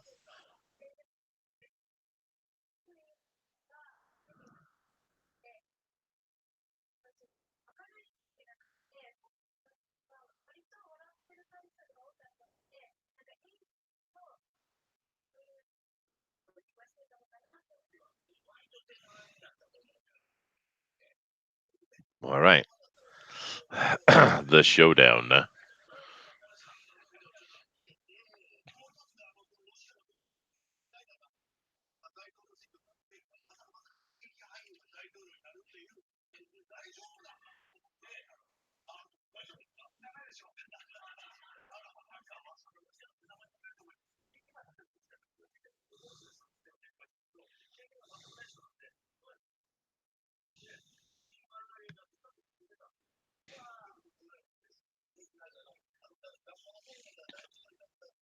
He's got a key. It's interesting. My brother doesn't have a key to my house. Yeah, none of my sisters have keys to my house. I mean, I suppose I'd give him one if they want. Oh, this is interesting. We didn't see this. Mm-mm. Showing a little bit of the psychological aspect on the bottom end, huh? Yeah. That's a nice touch. That's a nice touch. Because we've been seeing a very clean version of what he's been his point of view, right? Right. almost like the what was the name of that movie? Sixth Sense. Yep. Yeah. See, to him, he's just the same. He's just out here doing his thing. But reality's different. He's let his life fall apart. Yeah, that's interesting. I'd leave this club on musical choice alone. Yeah, right.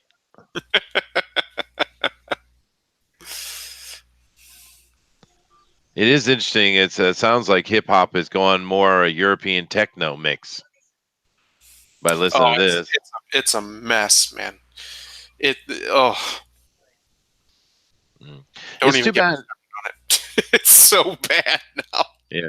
Well, it's actually too bad because I mean, hip hop has some really good rhythms and really some cool stuff, but it's so destructive to the community that it's part of that it's really a negative rather than a positive, you know. And it really comes down to if you think of most music, you're talking about someone else, right? You're talking about your love for someone else or your desire for someone else or something. Most music, right? But Hmm. hip hop's all about me, me, me, me, me, me, me all day long, right? Hmm.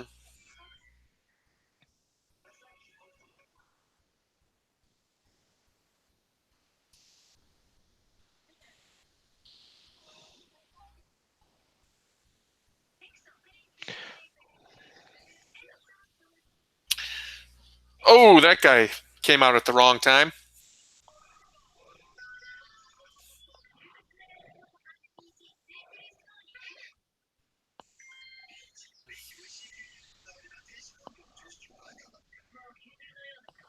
He took a bullet in his shoulder, yeah. Yep.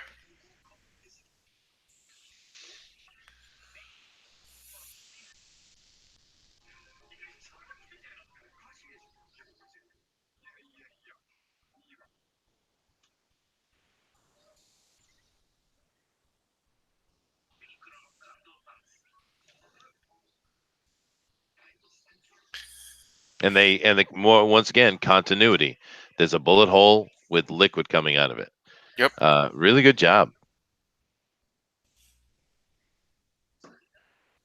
Respectable crime lords should pick a finer establishment. I do agree.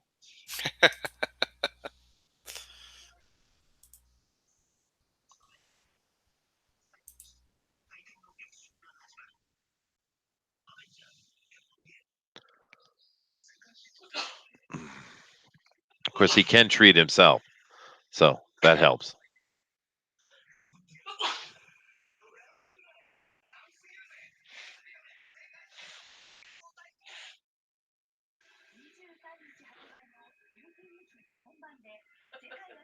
I asked my wife for some coffee with a hand gesture, and she shook her head at me in the negative.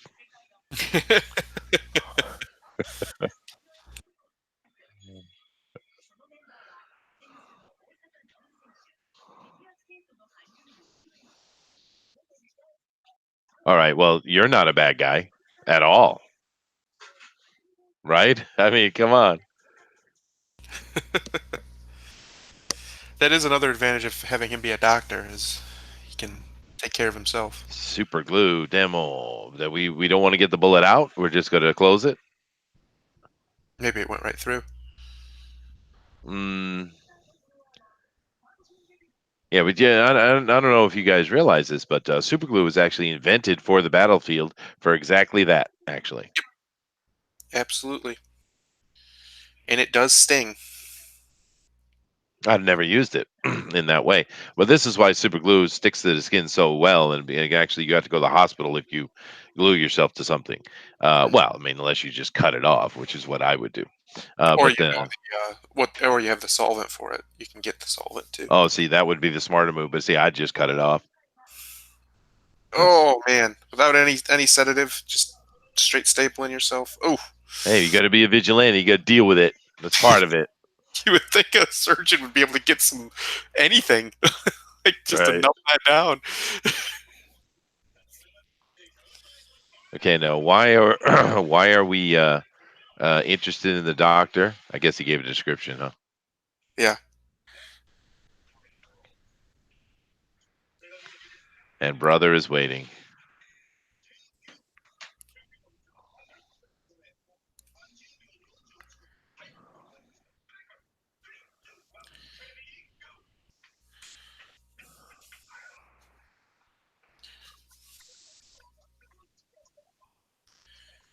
Yes, he can.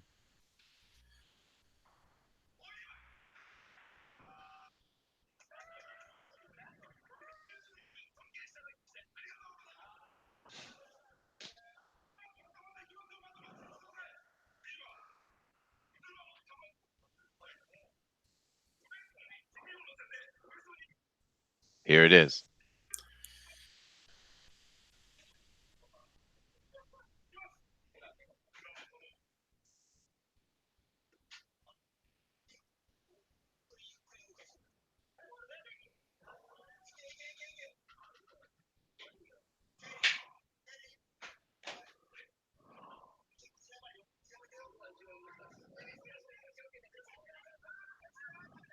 Hmm. Hmm. Is his brother gonna take the fall for him? No, no, I don't think that's necessary, right? We can get away with this a lot easier than that.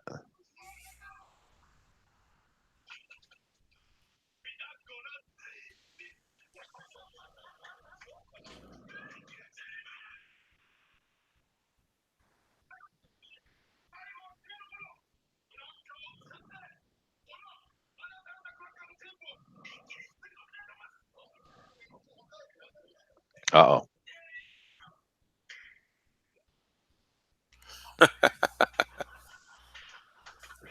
You think so? Is your detective analysis? It was detectiving right there. Yeah. I like the two cops actually. They're perfect.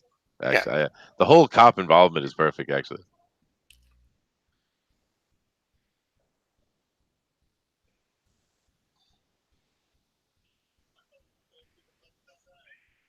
Yeah, there's one more.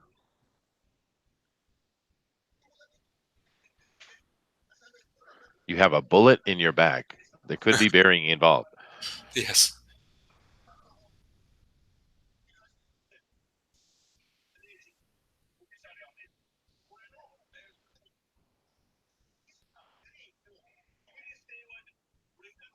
The bad guy.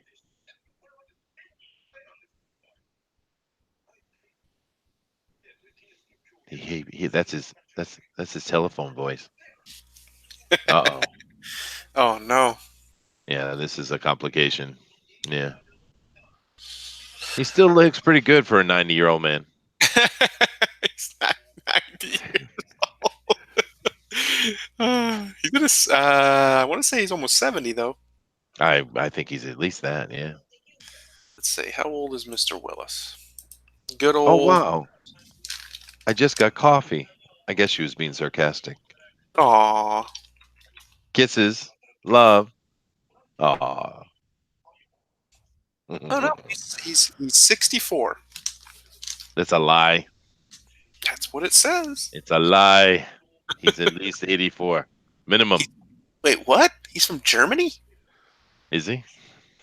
I did not know that he was born in Germany. They won't tell me where mom is. Well, that's a lot of little people like that. Like Mel Gibson, everybody's like, oh, he's an Australian. He's Australian. Now he's born in Long Island. Yeah. He grew up in Australia. You know.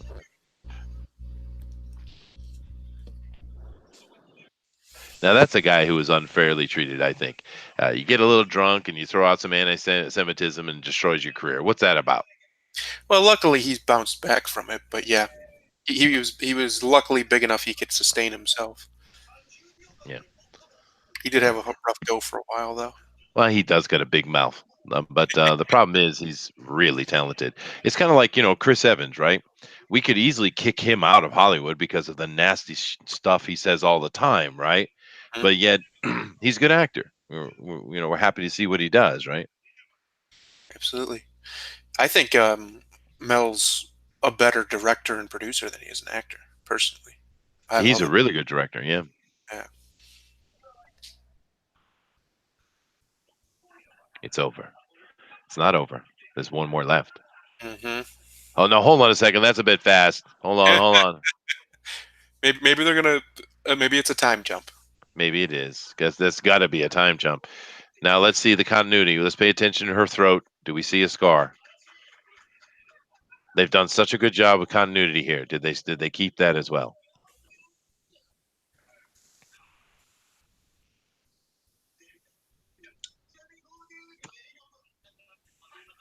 They did. Look at that. Yep. God, I And love the director of this movie, dude. Who directed this movie? Eli Roth. It looks like Dude. a time jump too of some description. Mm, Because I don't remember them having that conversation where he said they'd call him. She'd call him if she remembers anything. mm.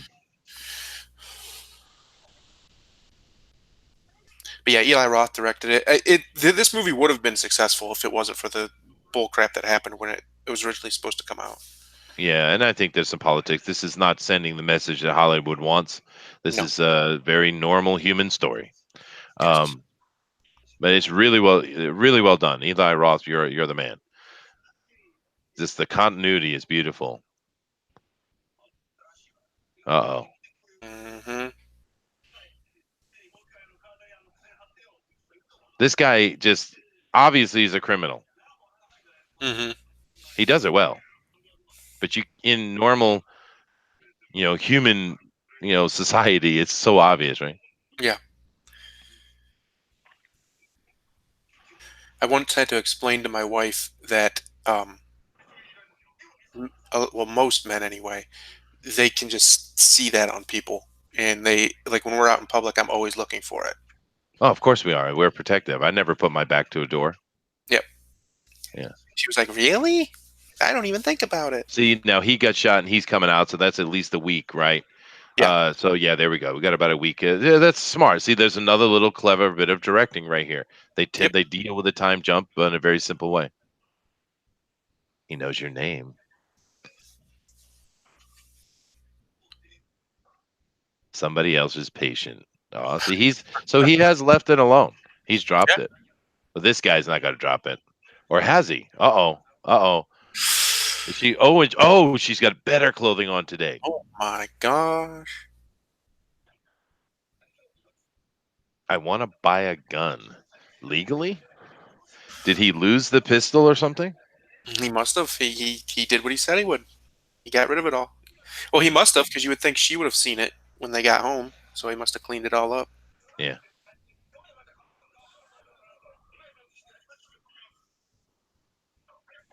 Of course, he can get away with it now because they're not going to question him after a home invasion buying a gun.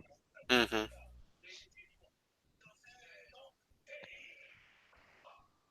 She had to teach her body how to do basic things again.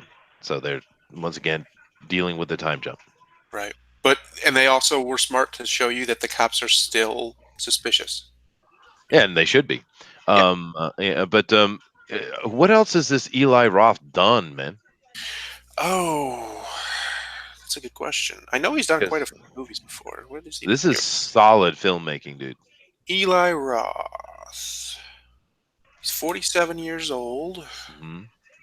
So he's like our age. Well, my age. I know, I'm an old man in a younger man's body. Let's see. Apparently, he at one point directed some episodes of WCW Monday Nitro. Oh, really? That's cool. Yeah, that is pretty cool. He's a Uh, good filmmaker now, and of course, it isn't just him alone, right? It's the team he puts together, and obviously, he put together a good team. Absolutely.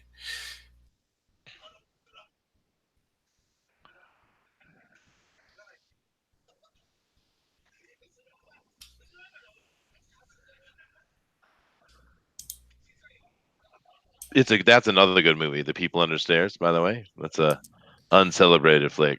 Oh yes. I don't care about his life. I want to know what movies he's made.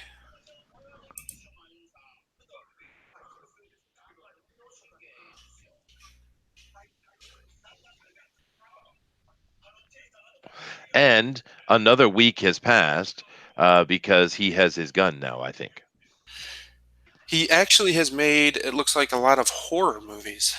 Interesting. Like what? Um, let's see. Oh, he's bringing a team with him. He's done a lot of producing on horror movies. It looks like Cabin Fever. Oh, well, that's where I know his name from. Yeah, that's a very cult classic favorite amongst people. I didn't really care for it much, but it is a one of those cult classics. Yeah, he's done mostly. He's done producing. It looks like. I knew I knew the name. I've seen his name before. Yeah, me too. So this might have been one of his first movies he directed. It looks like it was. Well, It's a the shame. the dude's badass. I mean, this is a really good film. He's done a really good job. He's checked every box. He's been very tight on his continuity. The cinematography is great. It's a good movie, dude. Oh, he also plays in Inglorious Bastards. It looks like he's actually in the movie. Oh, is he? Yeah, I think he's the Hebrew Bear or whatever he's called. Yeah, that's a fun movie too. Oh, there you go. There you go. You know why? He's smart. He knew who the guy was, and he went and got the gun so that when the cops come, it's legitimized. That's Yep. what he did. Yeah.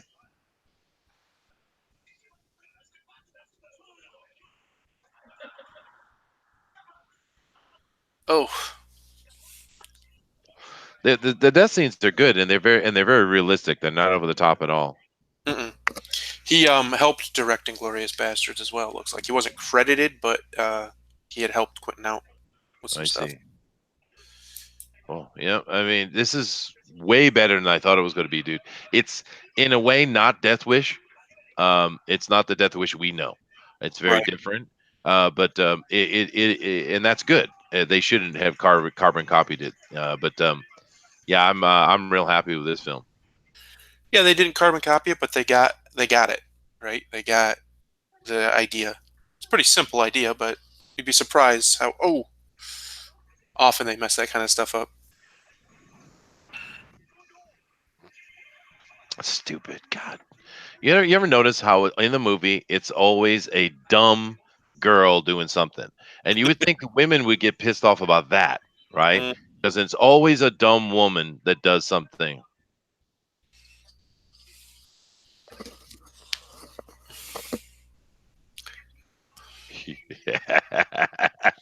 Now, where did he get that from, though? We saw the commercial. Yeah, no, I mean the gun. You can't buy a fully automatic gun in America that easy. Well, that's a bit of Hollywood for sure. Uh, you know. Yep. No, this is clever. Yeah, I like it. Oh, he directed A House with a Clock in Its Walls. I like that movie. I haven't seen that one yet. Yeah, it's pretty. I mean, it's a family movie, but it's pretty good.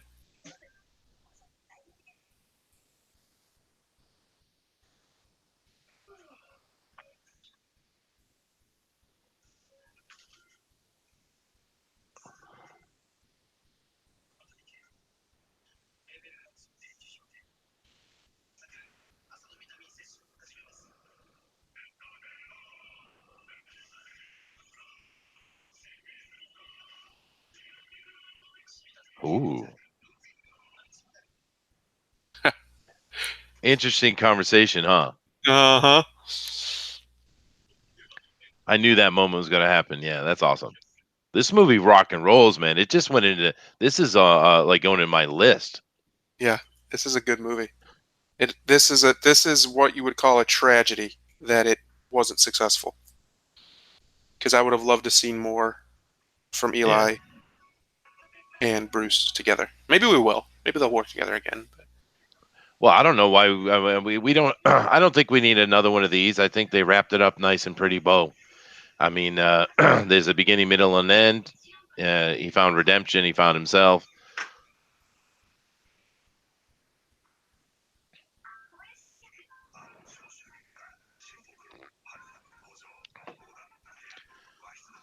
Proper pizza. They end it with proper pizza. See, that's a statement too, right there, because they showed that you don't they like showed the that Chicago stupid. style No, I casserole? hate that's ridiculous. But you notice that people it was in the movie two or three times, and no one was eating it though. But then the piece of pizza we see get eaten is proper New York style.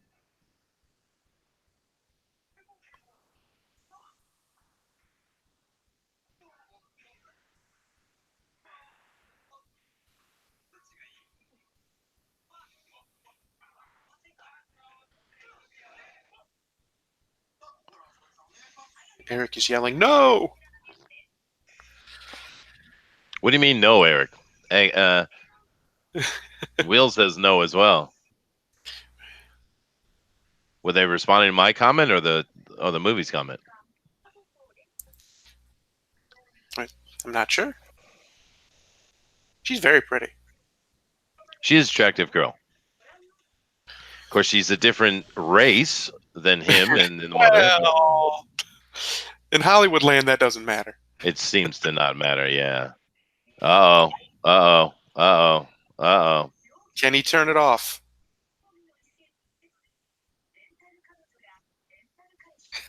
oh.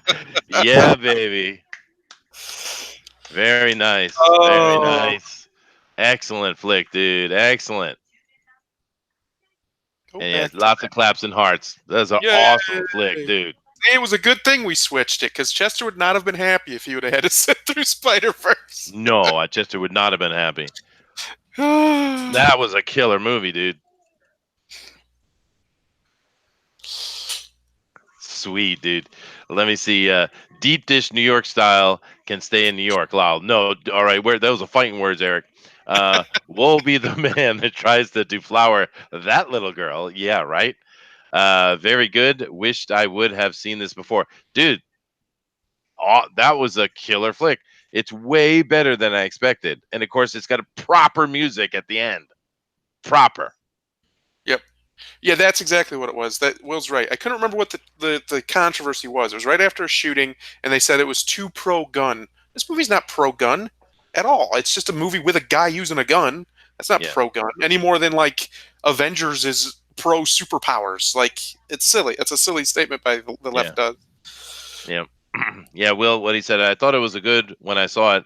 Not all the pro violence and gun movie, the left minute. No, no, no, not at all. It's a really good movie. It is a more conservative movie, I think. Yeah. It's definitely a male movie.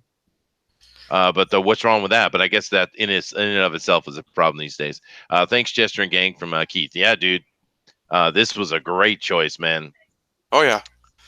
Yeah. And This was I very surprisingly good. And like you said, it's not one that's towing their narrative, and that's why they crapped all over it. That's right. That's exactly right. Politics. And I will happily take the tongue lashing I shall get from Denali and Popefire for not watching Spiderverse.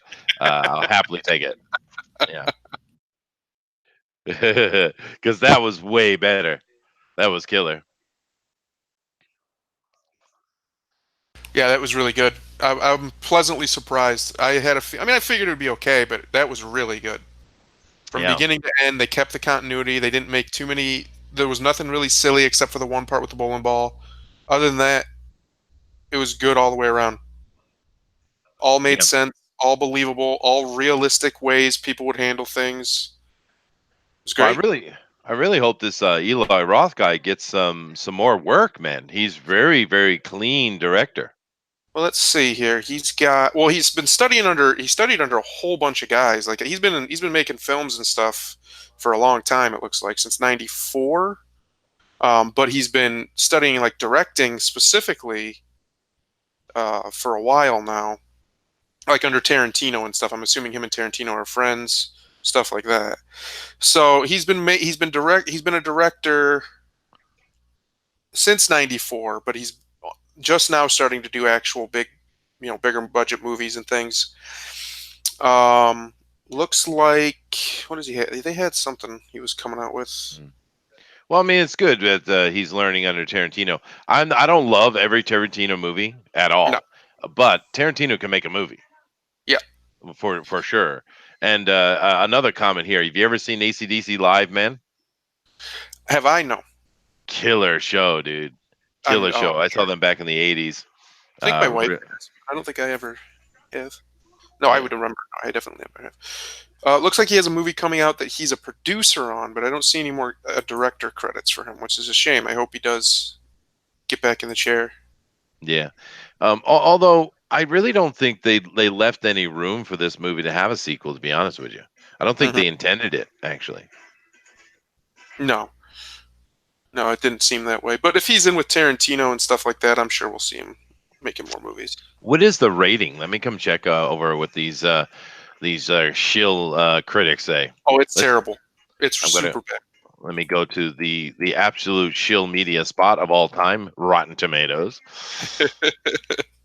Well, I mean, it's ridiculous. Rotten Tomatoes used to be pretty good actually, and then they Yeah, just went south hard. but it was just an aggregate, which was the idea, and now it's become infested. I know it's really bad. The Let me see here. The top box office is going on right now. The Curse of Llorona is 31%. They don't like that. Shazam is at 90. Let me see. Captain Marvel is 78%. Hmm. Pet Cemetery, Missing Link. It's not what I searched. I did a search for Die Hard. What's wrong with you? It's not called Die Hard. I'm looking at it right now. It's a 17% on Rotten Tomatoes. So the critics absolutely hated this movie. However, Google users, which is a much bigger audience, 87% of people like the movie. Just shows you the ridiculous amount of politicizing that has gone on in reviewing movies, Wow. especially the last few Yeah. years. Well, this shows you very clearly 70% from the critics, 73% audience score, which is actually kind of low, I think.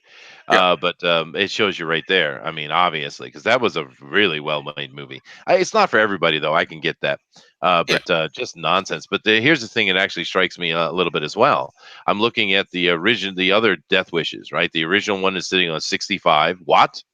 Really? And then the second one is at 33, and it goes down to 0%.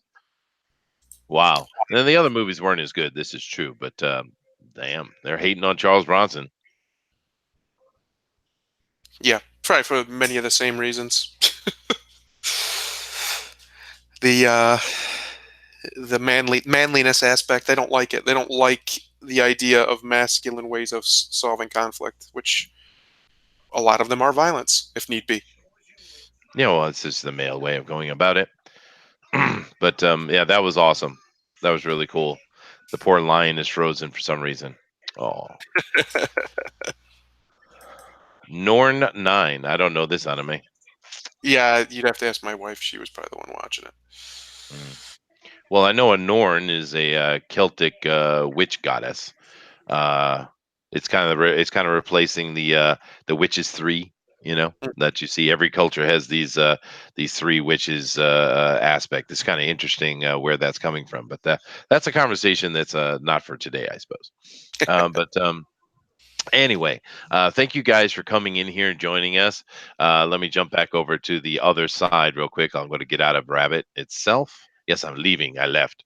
Come over here to the other side, and let me get rid of this, and then just you and me talking now, dude. So wow. I mean, wow. Really good flick. Way better than I expected. Because we know that our boy Bruce, he can be hit and miss, especially these days. We know that. Yep. But it was really good, and even the emotional scene where we finally got the emotion was pretty well done. There was a maybe a half a second in it where you could see the over acting, but then he shut it up and he came back in the proper acting. So it was a good flick. I really liked it. And I also appreciate the fact that because it actually taught me a little bit of something about the process. Because in the original Death Wish, having the rape in it, it absolutely made it easier. Yeah. It made it easier. In this movie, they did not make it easy for themselves at all. They took the rape completely out. Just the pacing. They never gave themselves an easy out. They always went the difficult route, and I respect that. And they hit it in the end. So dude, shockingly good. Yeah. Very surprising how good it was. I was from start to finish. I was surprised with the great decision making. Eli Yeah. definitely needs to get more movies under him Yes, as he a does. straight up director. And he also directed House with a Clock in Its Walls, another really good movie. I really like that. So I gotta check that out. Yeah. Yeah, completely no, different movie, total family movie, and he it's all did right. fine. Yeah. Well, a good director should be able to do anything, right? Yep. Absolutely. I mean, Spielberg, who did E.T., also did Armistead. Right. So, I mean, a good director is a good director. Someone had said Jeff Goldblum was supposed to be in this movie. I didn't see him anywhere. I didn't see any Jeff Goldblum either. Yeah. And we didn't need no Jeff. I'm really surprised we had D'Onofrio in it, and playing such a simple role because he's usually just crazy dynamic. Did you see him playing the serial rapist killer guy movie? No. Yeah, you Mm-mm. got to check that movie out. It's hard. It's rough.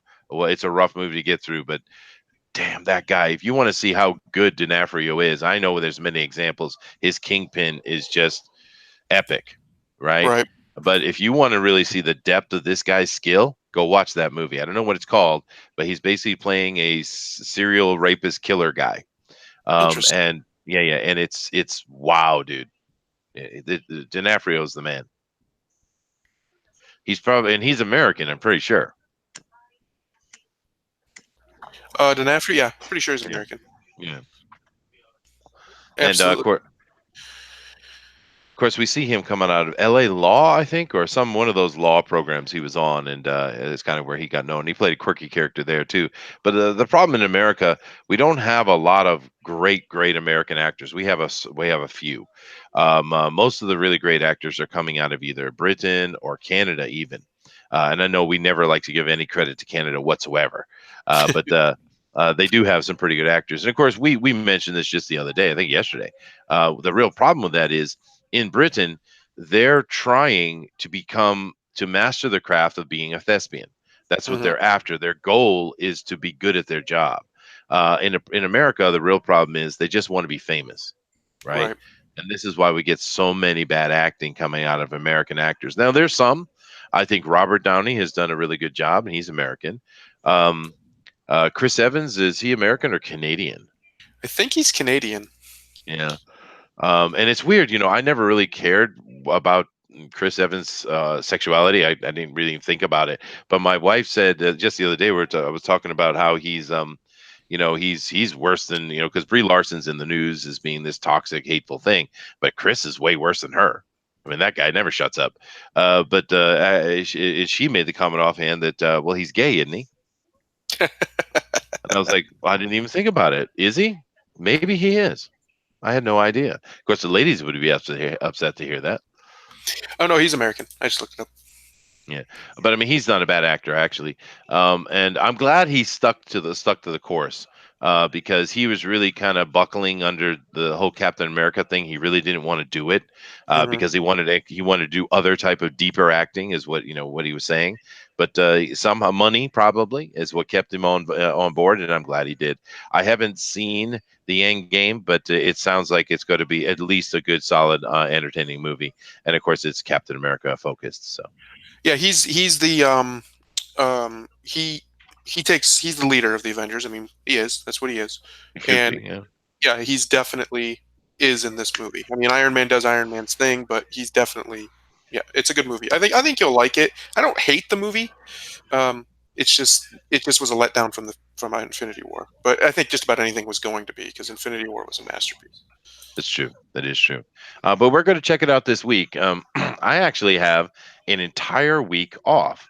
I can't remember the last time that happened because Oh my, usually I have some work day in the middle of it or I have something I have to do. But Chester with actually, nothing to do? I What? know, dude.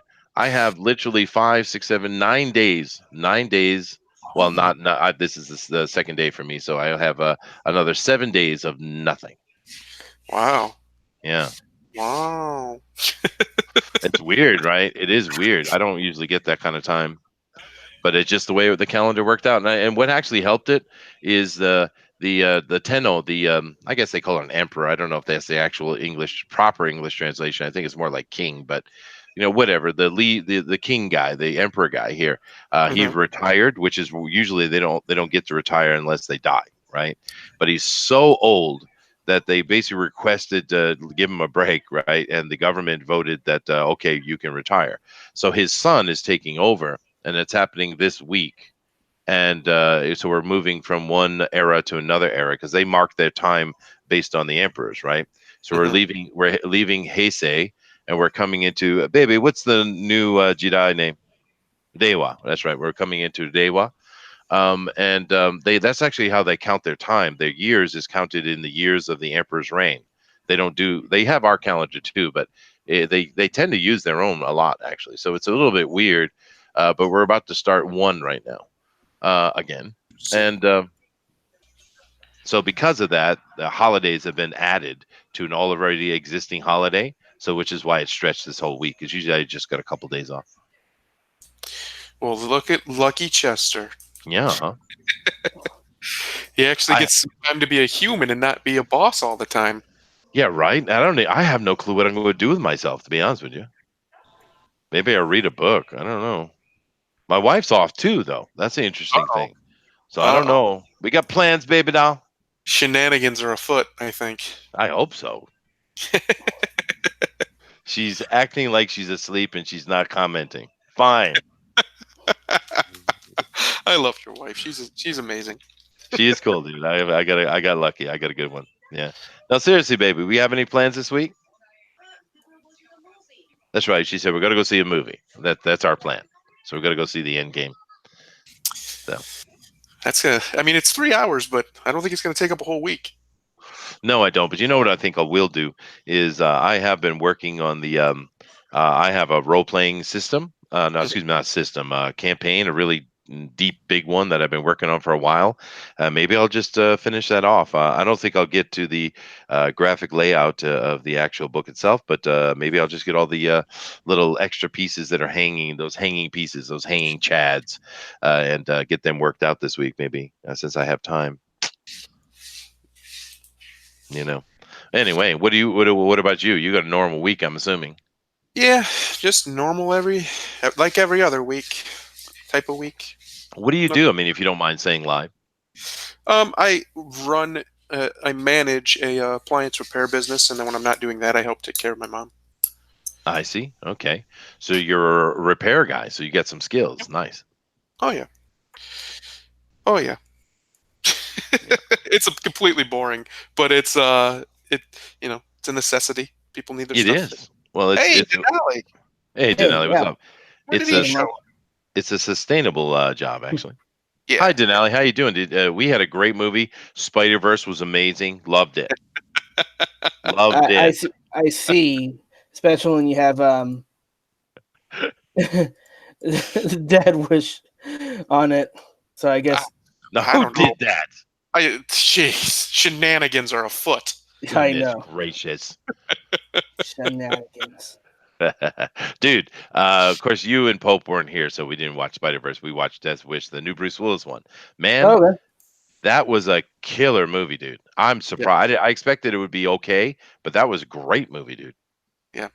Start to finish, it Yeah, it nailed every one of its notes that it needed to hit. I think it was great. yeah. Well, that's good. So next time you guys can do your Spider Verse when you and Pope can be in because she had problems too as well today and she couldn't come. So Mm. Oh, it's one of those days. Wow. It is. Have you seen Death Wish yet? No, I haven't. So Oh, would have so did been you give interesting. It's you on. what? We watched You it on should watch it. Hulu. Yeah, Yeah. I've Oh, got Hulu. It's pretty good. I think you'd like it. Yeah, it's cool. really good. Well, it's a well-made movie, is the thing. It's Yep. really solid directing, continuity, cinematography. All those things that you need for a great movie are in that movie. It's really well done. I didn't expect that, actually. I really didn't. But this Eli Roth fella, he's pretty good at doing making movies, man. I want to see more of his stuff. Yeah. Yeah. Like I said, he made the House with the Clock on its Walls, and I think that's a pretty good movie too. It's a solid. It's not like it's not going to change the world kind of movie, but it's good. It does what it sets out to do. Its narrative stays strong pretty much throughout. So I it's think that's the best movie I've seen this year, though. what Death Wish. This one, yeah, so Yeah. far. Now, like I said, next week or this week, I'm going to go out and watch Endgame, so maybe that'll fill the spot. But so far, I can't think of any other movie. I'm not talking about these older movies that we watched here in Bunny Vision Movie Night. I'm talking about new movies. I can't think of anything that's really hit me hard. I mean, what has come out this year? Let's go. Let me go check that. Not. I mean, you have Endgame, but other than that, it's Hollywood's had a really rough opening part of this year. Their revenues are way down, and they've just haven't. And well, Shazam, but I don't think you've seen Shazam yet. I Um, haven't. you should definitely go see that too while you're off because it's great. Yeah, Um, no, maybe I will. Yeah, Shazam, I hear that's a lot of fun. But let me see. I got a list here. So Endgame, of course, I'm going to see this week. Captain Marvel, I'm not going to see until it comes on Netflix. But it sounds like a mediocre movie anyway. So but that's Mhm. fine. It's not doesn't sound like it's a bad movie. So Us, I'm not going to watch that because it's absolute nonsense. It's not a good movie anyway. Shazam, I want to check out. Hellboy, no way in hell. Uh-uh. No. Everybody was hating it, both Yeah. sides of the aisle. yeah, Now, it's a bad. how about Pet Cemetery? That hasn't come out yet. But it looks interesting. I don't know. It's just another remake, though. Yeah, Let me see here. horror movies do nothing for me. So Yeah.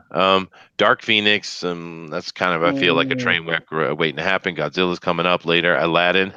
No. Alita. I haven't seen that. You guys see Alita?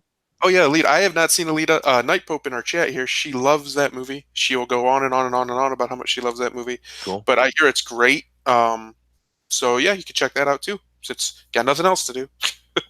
Yeah, and this is just a list of things that are coming. Most of these haven't even come out. Star Wars, no, thank you. The Lion King, not really interested. Toy Story 4, interestingly, not interested.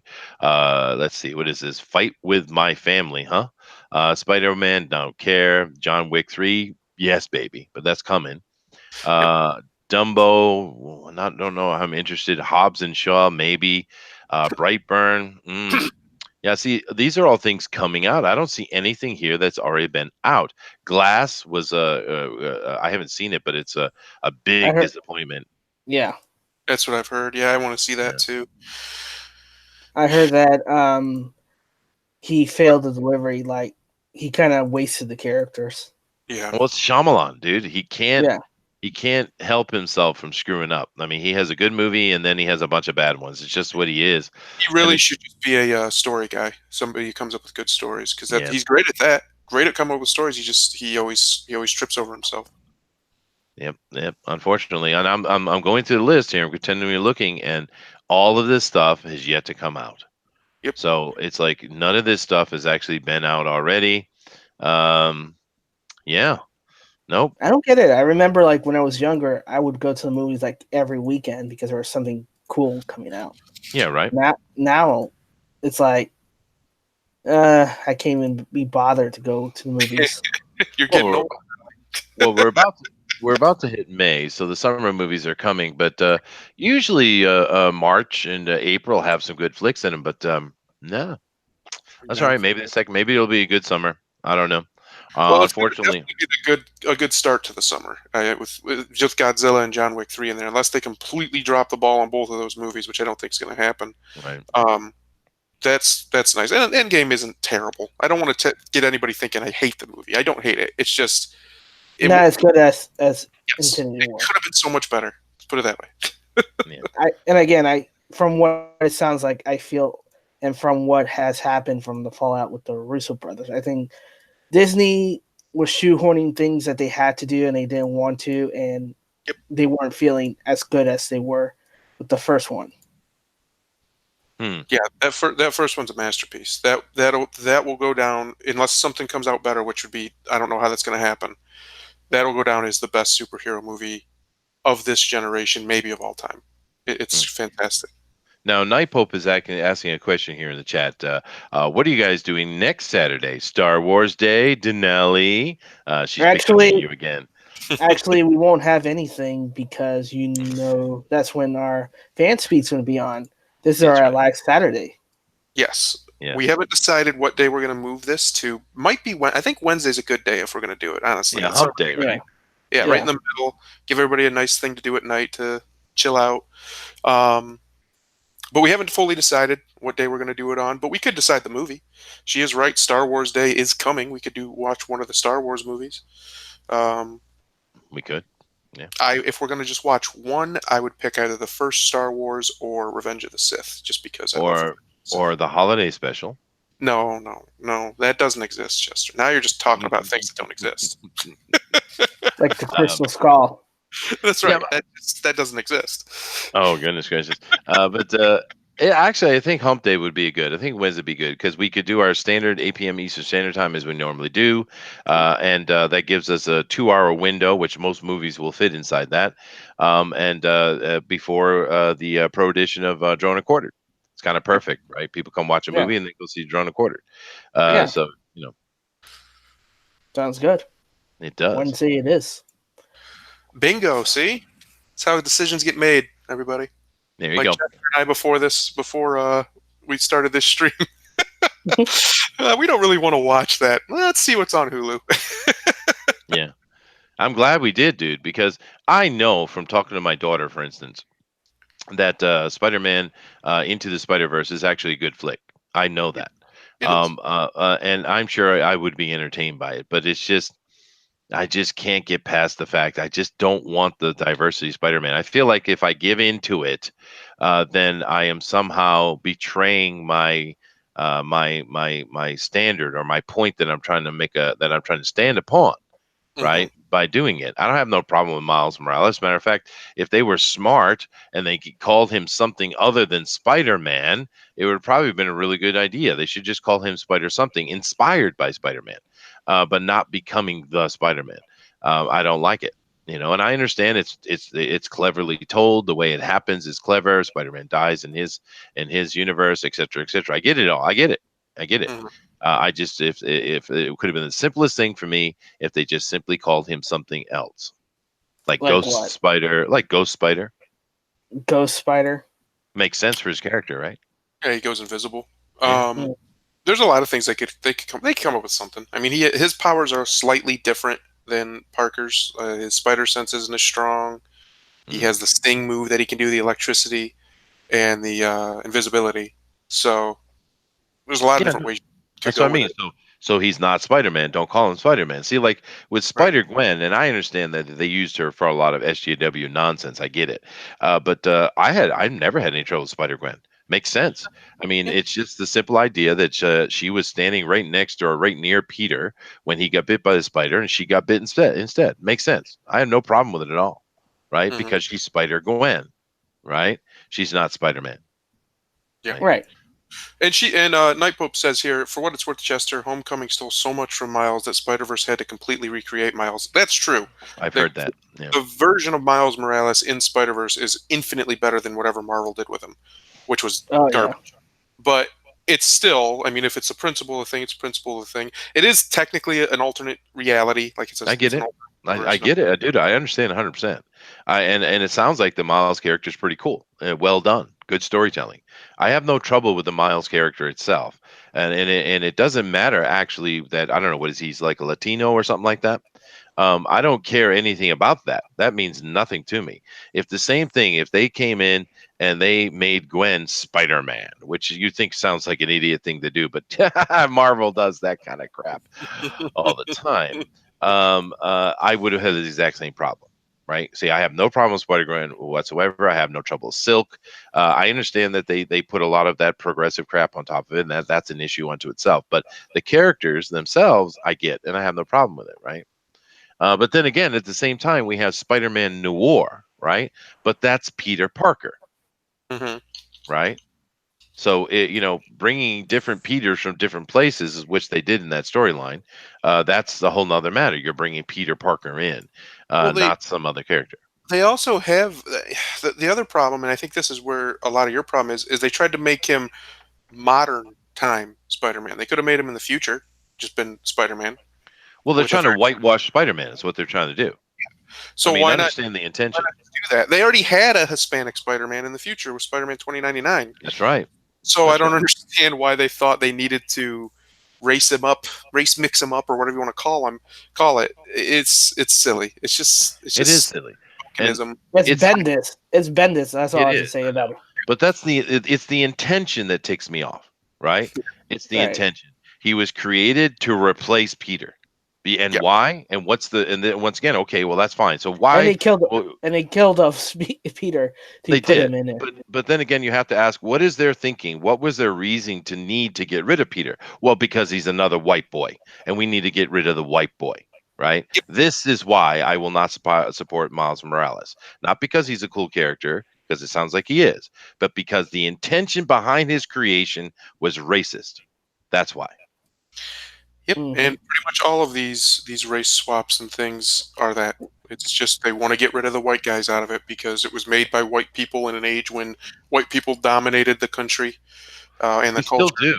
We're Yeah. still the largest population. Why is it strange that, especially when Peter was made, but what we were 70, almost 80% of the population, right? I mean, why is it strange that you're catering to your market? Oh, It's like, well, you need to make more of this. Well, why don't you make it then? You're the one sitting here spouting off, making noise. You go make your own diversity character, something that speaks to you, something that's for you. Go for it. Get on it, right? I don't Why see. are we responsible for your feelings, for your need? These guys making stuff that's for the general population and who's representing themselves. I mean, in the end, when you're a storyteller, you do what you know, right? So all these people yelling and bitching about shit, why don't they just go and do it themselves? This is the Ding thing. I ding don't think it pisses me off. Yeah, well, ding me all ding day. ding. You That's got all right. That's all right. I'm fine. You owe me money. I'm I totally understand. fine with that. That's And why I do it. it It's is not moral based. It's greed based. the It worst part is. is they have plenty of characters that do what they want. Like I just said, they have a non-white Spider-Man, and he's awesome. By It, the way, no, Spider-Man no. 29. Yeah, I love that comic. Yeah. Yeah. I think no. The problem is because he comes from a failed line, and they forget about it because they didn't create it. It doesn't fit their narrative. Which is Yeah. why when they killed off Peter Parker, I stopped reading the Ultimate Oh yeah. Spider-Man. And when Immediately. they did the he's a black Puerto Rican, Spider-Man, I'm like, okay, it doesn't matter. You killed the person that I was invested in, Yeah, it doesn't. reading, and I was already getting upset because they were killing, for no reason, Gwen Stacy again and Mary Jane and all that stuff, and I'm like, okay, so you're just rehashing all the old stories again. You're not bringing anything new to the table. Yeah. And when they And killed off Peter Parker, I was like, yeah, I'm done. well, and I also think it's a shame for the Miles Morales character because it sounds like it's a well-developed character, right? And we've been asking for that. But the intentions behind it are Well, pure racism, right? And that's well, the problem. no. The comic book, it's Peter Parker now black Puerto Rican. That's what it is. There was like basically no change. And the movie, because Marvel used Homecoming to use all of Miles Morales stuff, had to make Miles Morales actually better. So this is a new incarnation that actually does Miles justice. I see. Oh, that's a good thing then. That's a good thing Yeah, then. yeah. Because, from what I understand in the comic, his creation was exactly the same as Peter. I mean, radioactive spider and all. Oh yeah. There I was no mean, so different. It was a carbon copy. The only thing they wanted to do was Bendis destroying things, and I'm like, yeah, why can't you do that with your own comic book? Why do you have to do it with, a legacy character?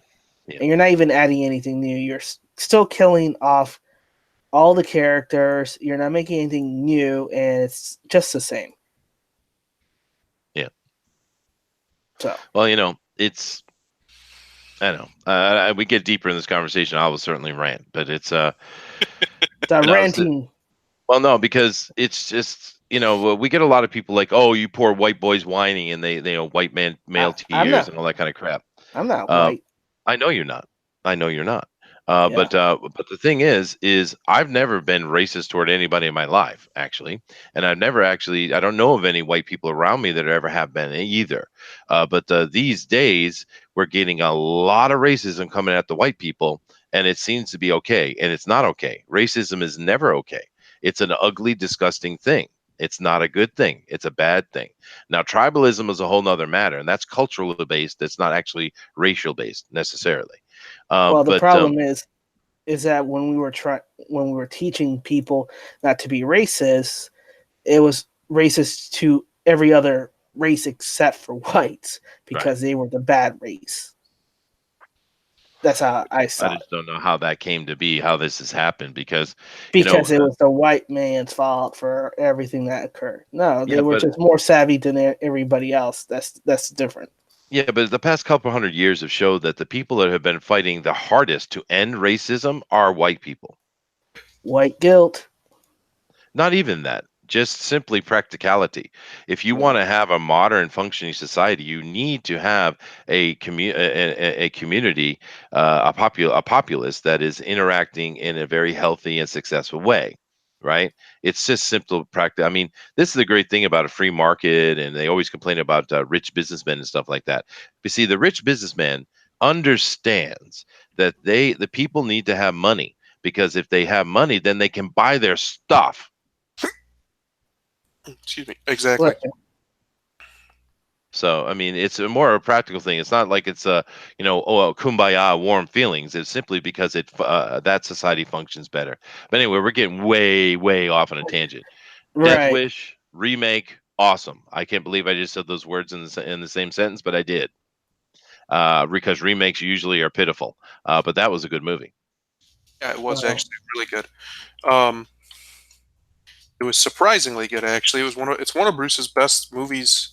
It's a I perfect think. role, but Yeah. I think it's one of his best performances I've ever seen. Honestly. No. Yeah. then he wasn't phony then. He wasn't phoning it in at all, dude. And we know he does recently. We've seen it. And his manner, he's not the huge emotion type of actor. He's not that guy. But it played perfectly. I mean, I still think Die Hard is a better movie. This is up in the top for his flicks, actually, and it's really too bad. It looks like it made money as far as budget is concerned, but I think it probably lost money when you put in the marketing on top of that. It's unfortunate that it didn't do better. And of course, it's just because the critics. I mean, the critics had that at a 17%, dude. That right there is an easy 80 plus movie, no Yeah. problem. That's Right. why I don't listen to critics that much. I listen to people who has. Well, it's strictly political in this one too, Denali. At the beginning of the movie, they talk about self-reliance. They show an older man teaching him about, when it's okay to kill things, basically, um, and just teaching him that that's. He even says it in the movie. His job as a man is to protect his family, and he didn't do that. So that's all narratives Hollywood hates. They don't want those narratives out there in the mainstream. They've gone out of their way to kill those narratives at every chance they get. And this movie is purely that. It's purely what would happen if a good man lost everything that he was supposed to protect. Yeah. That's the idea. Yeah. And it's great. It's fantastic. It doesn't miss a beat. The continuity's there. There's not any movie mistakes that I saw. Um, it really is a shame that they can't get past their own political bullcrap long enough to see that it was a good story, solid Well, story. they're zealots, and it's a religion. Yeah. Actually, one of the coolest lines in that whole movie was at the very end, and he said, "And where'd the guns come from? I bought them the day my daughter came home. And the Glock, I used to have one, but I got rid of it. Is it gone for good? Yeah, it's gone." That was a beautiful thing because that's pure acknowledgement. That's actually admittance of guilt, right? Yeah. It was a wonderful little exchange between him and the detective. Yeah, I loved it. I love that flick. I cannot believe that it actually is a movie I hadn't seen yet. And I'm going to check out The Clocks on the Wall too because I like this Eli Roth guy. He's a really good filmmaker. Yeah, he is. It's a shame that this, like you were saying, this movie didn't get. If it would have hit probably 100 million, we'd probably get more. Maybe not necessarily more Death Wish, but more of him given a little bit more freedom. Yeah. Um, so I don't know. Maybe he'll be all right though. Like I said, he worked with Tarantino. Tarantino was kind of his mentor. It looks like, so he Mhm. might be able to be all right. Well, you mentioned that he's the guy behind the Cabin Fever. Yep. And I know that that horror series is a very low budget horror, but and I watched the first one, and that's a very much a a cult classic within the horror community. It's a loved movie. Now, me personally, I much prefer say Cabin in the Woods, which is an homage to those kind of movies. But Fever, he took it very seriously. If you haven't seen it, you might like it. Go check it out. It wasn't my favorite thing, but I get why. And it's kind of interesting now that I'm looking at watch this movie and seeing the filmmaking, the first one, I can see the connection because even though Cabin Fever isn't my favorite flick. It is well made, even though it's ultra low budget. I mean, really, really low budget. It's kind of like the Evil Dead low budget, right? Hmm. Um, so um, That's all right. I like Evil Dead. yeah, well, I mean, and then when they came back and did the remake of Evil Dead 2, which I love much more, Yeah. but I have a lot of respect for what they did in Evil Dead, especially if you watch any kind of documentary and understand the absolute torture and suffering they went under to make that movie. Especially our man, the Chin himself. Oh man, there was like times in those making of that movie that he almost died. Yeah, he frostbite. He had it caught him a couple times. He almost lost toes or fingers. Yeah. But yeah, and the girls in that movie were troopers as well. So, and it's unfortunate that because those girls, they tried to distance themselves as much as possible because they felt embarrassed that they made it, and then they found out years and years later that it was just this mega super cult classic that everybody loved. And then they got back into it, but because those girls did try to distance themselves from that movie as much as possible, whereas of course Bruce Campbell embraced it and became the man because Bruce Campbell is one of the most beloved actors in America, I think. I Yeah. mean, that dude is a superstar, and it's interesting too because even though he's so famous, he could easily be this arrogant thing, and he is, but he does it in a self-deprecating way, right? He gets it 100%, and that's why we love Bruce Campbell. And of course he's done many other things we love too, but Bruce Campbell is always loved. And did you guys see the Ash versus the Evil Dead? Yeah. Yeah. Yeah, baby. Yeah. When I they want to brought, just real quick. I want to read just the beginning of one of the reviews from one of these critics. Right. yeah, go ahead. This is from. Where's this from? I'll do the New York Times one first. It's just one sentence. This Death Wish, directed by Eli Roth, is an imbecilic misfire with dopey dialogue and vending machine villains. I didn't hear any dopey dialogue other than the pro masculinity, pro gun stuff, which of course they're going to consider that. And I don't think those were vending machine villains. Personally, I think they were very realistic villains. They were. And then the other one, I guess it's from Plugged In. I've never heard of that. But Death Wish suggests that society's most troubling issues can best be addressed by the blazing barrel of a vigilante's gun. Yep. What? Sometimes they can. Yeah, exactly. These people genuinely don't understand that their world is literally created, sustained, and exists because of people with guns. All of it. Yeah. Every last bit of it. Yeah. And we watched a movie not too long ago, a really great movie, which maybe Val Kilmer's greatest movie, Tombstone. And in essence, that is a vigilante action. I mean, yeah, they got badged, but the Wild West was the Wild West, and that was very much a vigilante action that was taken by them. And of course, that is a legendary thing, and it actually helped to build the image of the American overseas, the stories, because we mentioned this when we were watching Tombstone, but at that time, the little penny novels that are dime novels or dime store novels that were coming out of all the actions of people like Wyatt Earp and Jesse James and all those kind of you know um, gunslingers in the West were actually read worldwide. They were very popular. And everybody knew about the antics of the Old West and stuff like that, and it's stuck. It stuck that image because if you ask someone abroad, a foreigner, about a cowboy, they have this very uh, almost Hollywood-esque image of it, but it's not coming initially from Hollywood. It's initially coming out of those little books, and of course we know that an actual cowboy has no relation at all to those kind of things. No. A cowboy is just a dude doing a job, right? Yeah, absolutely. It's ridiculous. And then I'm looking at one of these other headline parts, the first sentence, whatever. They call it incredibly thoughtless with a brutish, uh, simple-minded argument. Jeez, these people. Wow, jeez whiz, It's man. just dripping with their own bias. It's unbelievable. Mhm.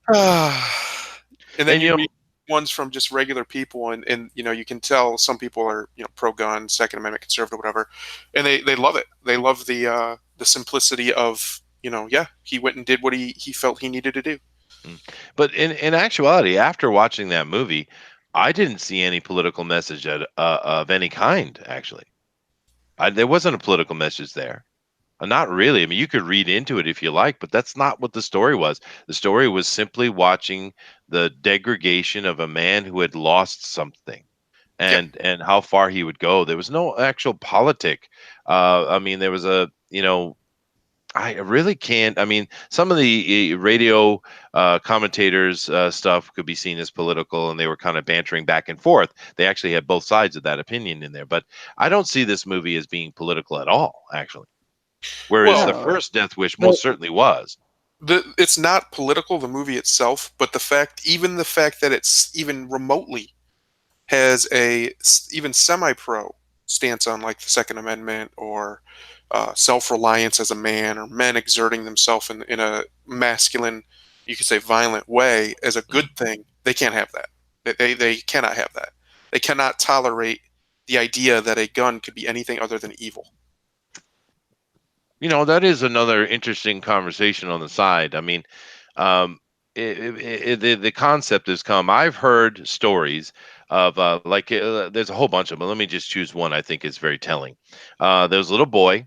He was in elementary school, and he had a Pop Tart, and he chewed the Pop Tart into the shape of a gun, and he got kicked out of school for it. Yeah. This is the level of insanity. Because here's the thing. First of all, guns are not illegal in America. No. America was built on the gun, whether you like it or not, as Hmm. most countries have been built on the gun or the sword, right? Yes. That's how countries are built, right? We have this expression in English that empire comes in on jack boots and goes out in silk slippers, right? Yep. That's the thing that kills me.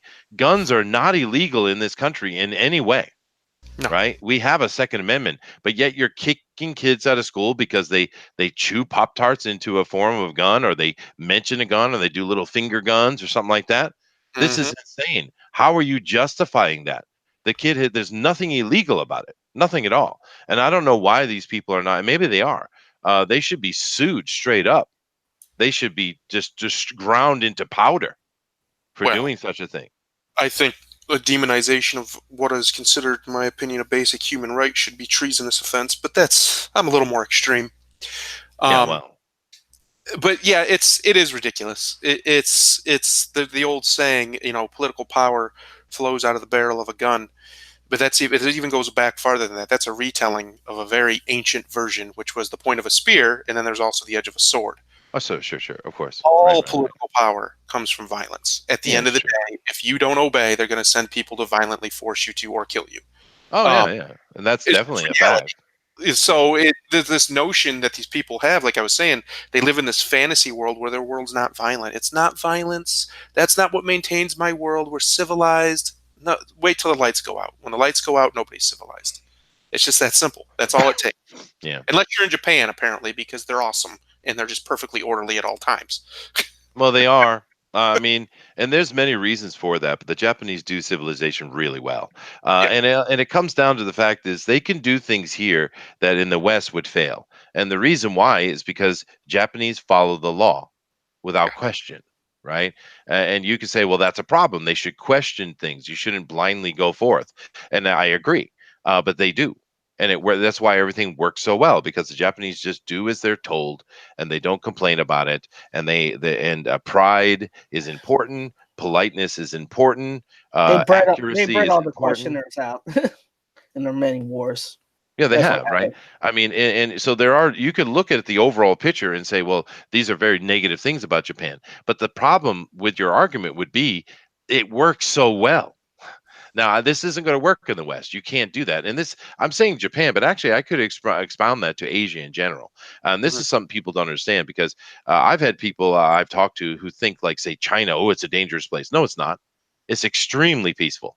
There's Mm. hardly any trouble over there. The government can be a problem sometimes, but even then, they do it quite quietly, right? Asia is extremely safe and nonviolent place. It really Well, is. you think they're more thinking about Hong Kong in those areas. Even I think. Hong Kong, though, like I went over to get my Mm, visa. No, seriously, no, no, hold on. I can mm, give you no. straight experience, right? Uh-huh. I went over to get my visas taken care of in Hong Kong. I've mentioned the story before. And Right. I went over there and I stayed at a place that was real cheap because I didn't have a lot of cash, or I didn't want to burn a lot of cash. And I stayed in this real cheap place called Mirador Mansions. Now, Mirador Mansions is sitting in the most dangerous part of Hong Kong, the most dangerous spot. Right. And everyone's like, oh, you better be careful. And I said, oh, okay, I'll keep my eye open. Now, I grew up in places like New York, Providence, Boston. I know violence. I grew up with it, right? I've seen it right in my face, right? That is soft ass shit. That is nothing. The Mirador Mansions was nothing. Hong Kong, from their point of view, is a dangerous place, but from my point of view, it's cookie cutter. Seriously, Okay. So now we know Providence is worse than Hong Kong. much worse. Or at least it used to be. No, seriously, dude. There's like places like Central Falls and all place like that. When I was young, I would not walk into that place without a baseball that bat on my shoulder, dude. No way, right? I mean, I used to be. I think things have changed a lot in the modern world, which is good. I think things are safer and better than they used to be, and that's a good thing. But Asia is an incredibly safe place. It really is. You know, All and right. I.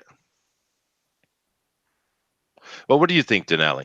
Am I an extremist conservative type?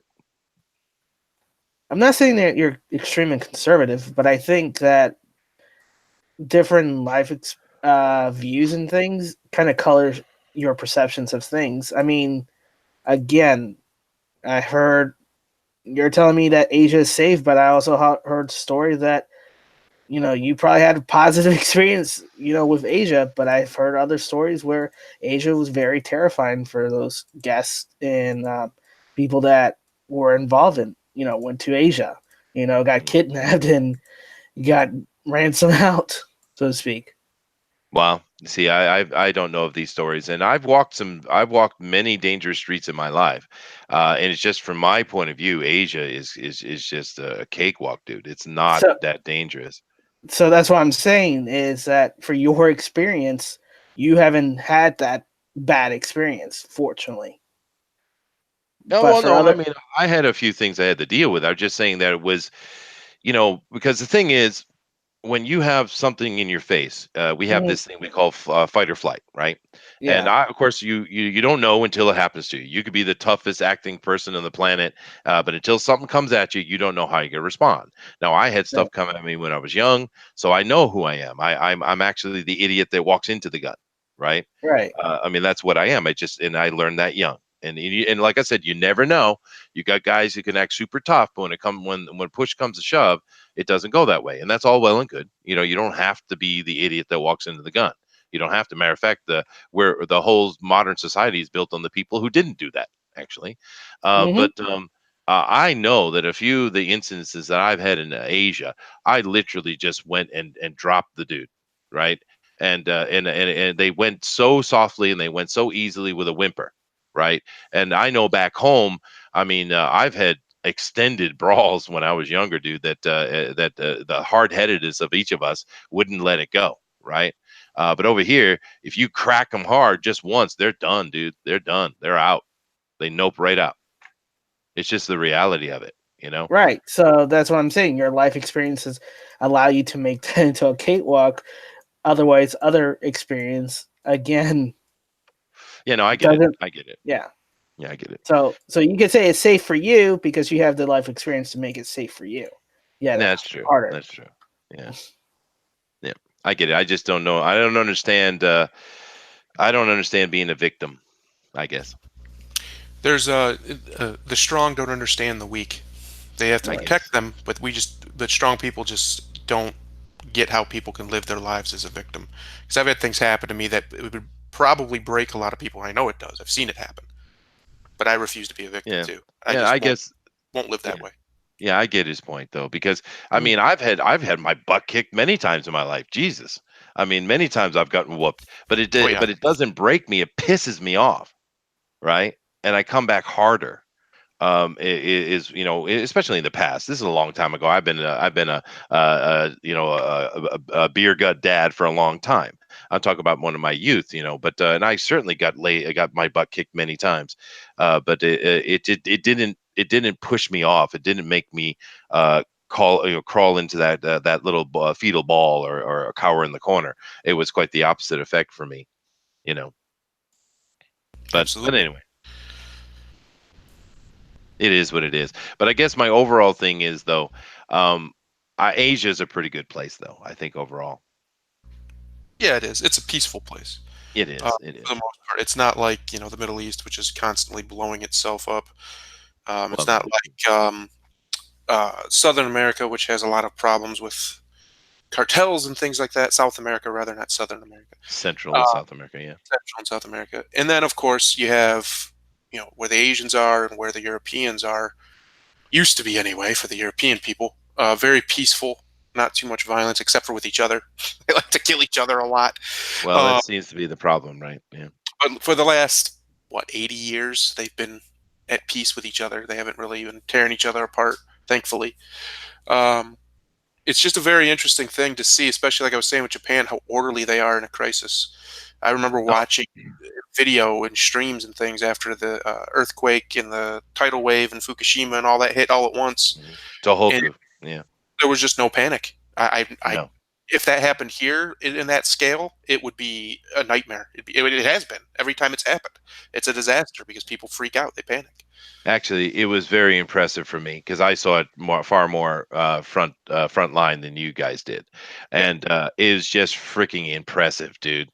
The Japanese were orderly lining up to get water, and there was no looting. They were helping each other instantly. It was a wonderful moment. It was a horrible, tragic moment. 20,000 people died, and yeah, this is a modern country that 20,000 people died. It's not like that big old tsunami that took out the in the Indian Ocean and killed a couple 100,000 people mhm, because they had no kind of coastline works or anything like that to protect themselves. They're just third world people and got wiped out. mhm, Here in Japan, they are well prepared to deal with that. There was a 10-meter wall protecting a lot of those towns that got wiped out. It's just you can't deal with a tsunami of that level. It went right over those 10-meter walls. 10 meters is no joke, right? yeah, That's what, 37 feet? That's Hmm. a that's a three-story building. yep, And that and but yes, their reaction was absolutely amazing. It made me proud actually. And especially when we go back and we see what happened in Katrina, right? Now everyone wants to talk about New Orleans and it was an absolute cluster, right? When it went mhm, on with there. But no one talks about the little towns to the east of it who actually got hit more directly than Katrina did. That was more of a neglect on maintenance and upkeeping of those levees. Really, is what caused that. And then once again, you could say, well, it's just there's no way you could protect from that, and that's fine. We can let that go. But there were towns to the east of that in Mississippi and Alabama that were completely wiped out. Right, and those people came together, were helping each other. It was no nonsense whatsoever. But no one wanted to talk about that because the ugly face of it was Katrina in New Orleans, not those other places. And that's all they focused on was that. And of course, then they blame everybody but the people who really deserve to get blamed. But I mean, there were people in that incident with Katrina who acted nobly and beautifully, actually. yeah, absolutely. Yeah, it's interesting, but And by the way, to add a caveat, because I know some people will question it, some of those communities I'm talking about, they were mixed communities. right? Yeah. They were all kinds of different races working together, no problem. This has nothing to do with racism. It has to do with culture, right? And those people came together, and they were small town, and they helped each other. Didn't matter their color. They all came together, and they worked the way you should. But the New Orleans was absolutely just and it still is. I actually know New Orleans pretty well because I mean I lived and worked there for a year, right? Mhm. Working and I didn't make a lot of money there.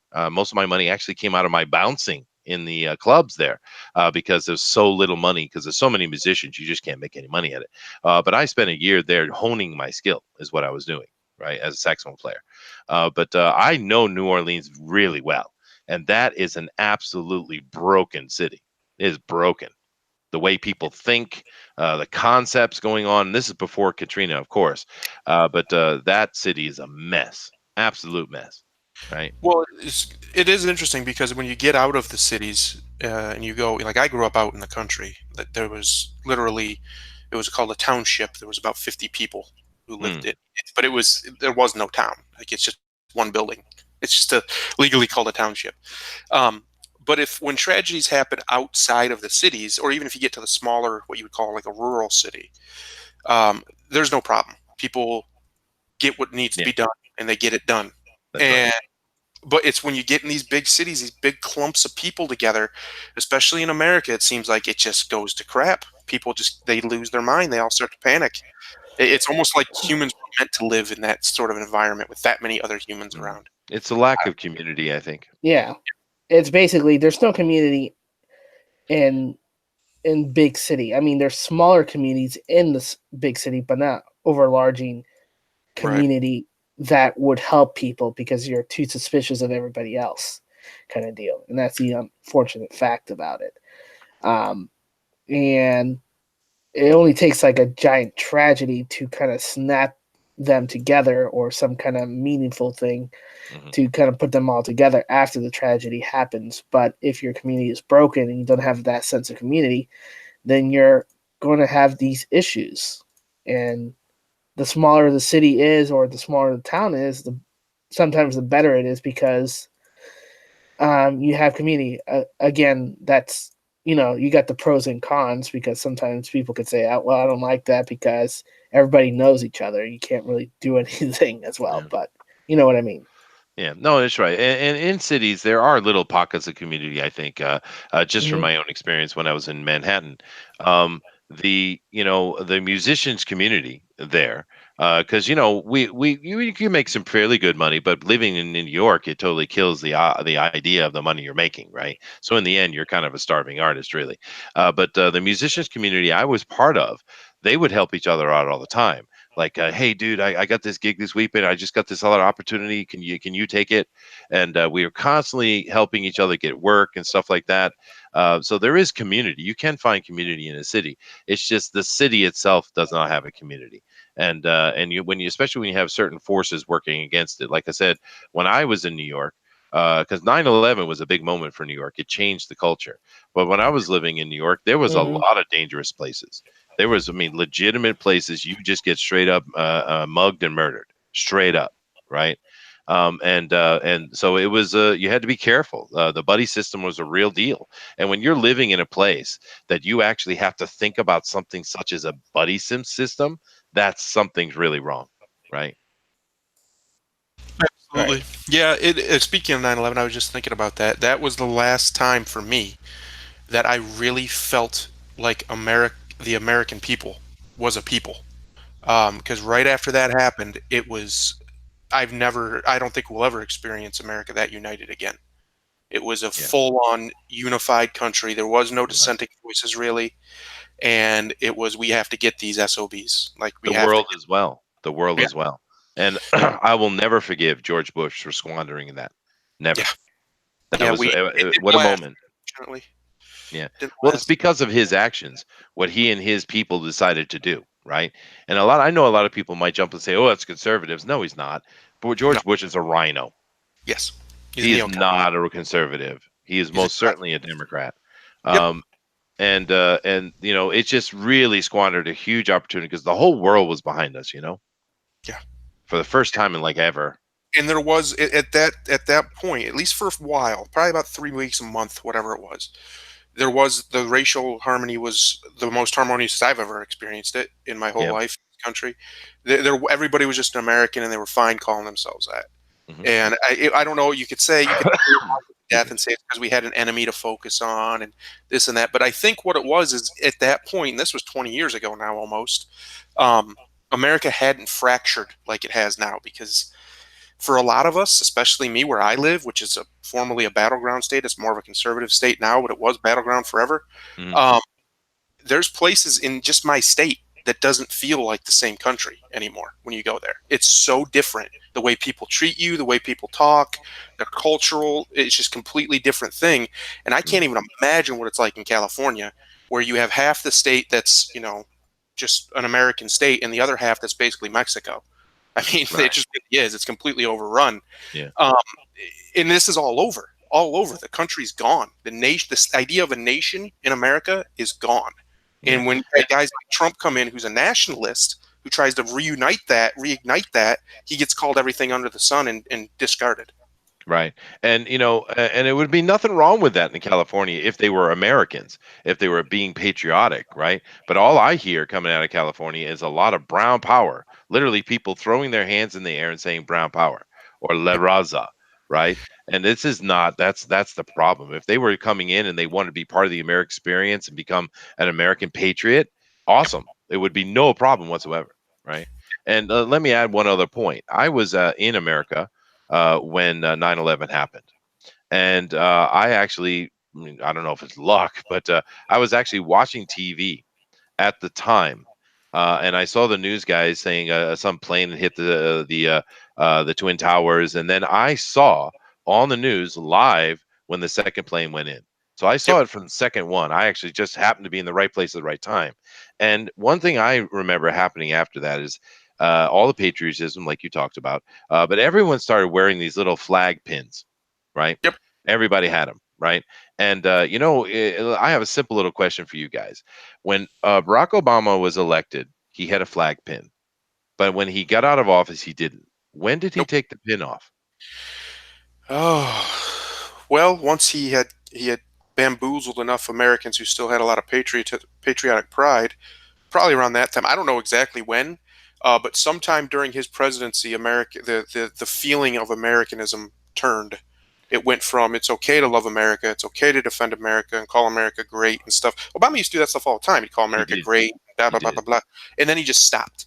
I don't. He It was did. it was Well, in. I think it was the middle of his second term. His whole tone changed. yeah. Um, It went and from it's you didn't build that. Yes, it went to you didn't build. It went from yes we can to you didn't do it. That's what it went from. Yeah. You're exactly right. It went from a more capitalistic, egalitarian approach, an Americanistic approach, which is what Obama ran on. That's what he ran on, to a more centralized, almost socialistic way of looking at the way he presented his message. And I think it really did a lot of damage to the country because It did. when the country needed at a time when racial tension was flaring back up, it needed our black president to try and tone that down, and he didn't. He did the Well, exact he also did nothing to help black people at all. no. But it's kind of interesting because I actually fell for it. His first when he was running for president, first time there, I his speeches were really good because if he's reading a prepared speech, he's a great speaker. When he's speaking off the top of his head, he's horrible. But he had a couple great speeches. I was like, wow, that's pretty good. That's very interesting. And my wife and I were actually having a chat on Skype with my dad, and my dad says, nah, he's a snake oil salesman. And I was like, Yep. I don't know, Dad. And then, of course, in the end, my father was 100% right. So here's the point: listen to your father. What's funny is I'm the opposite. I 100% saw through him from day one.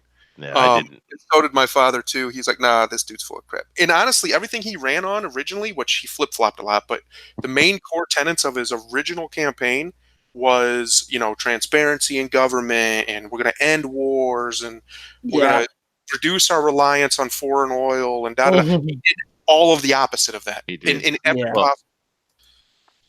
it's actually deeper than that, dude.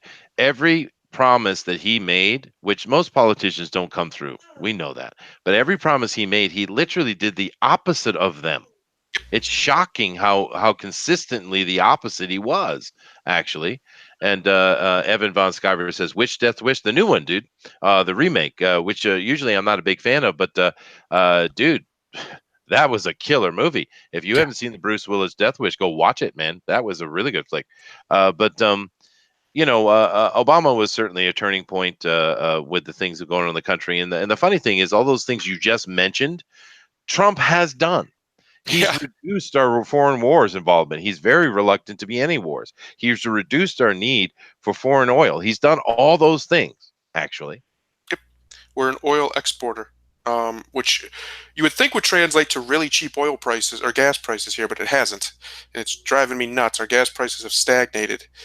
But Mm. anyway, that's totally another topic. But yeah, he has done I think there was a stat his first Well, 2 years.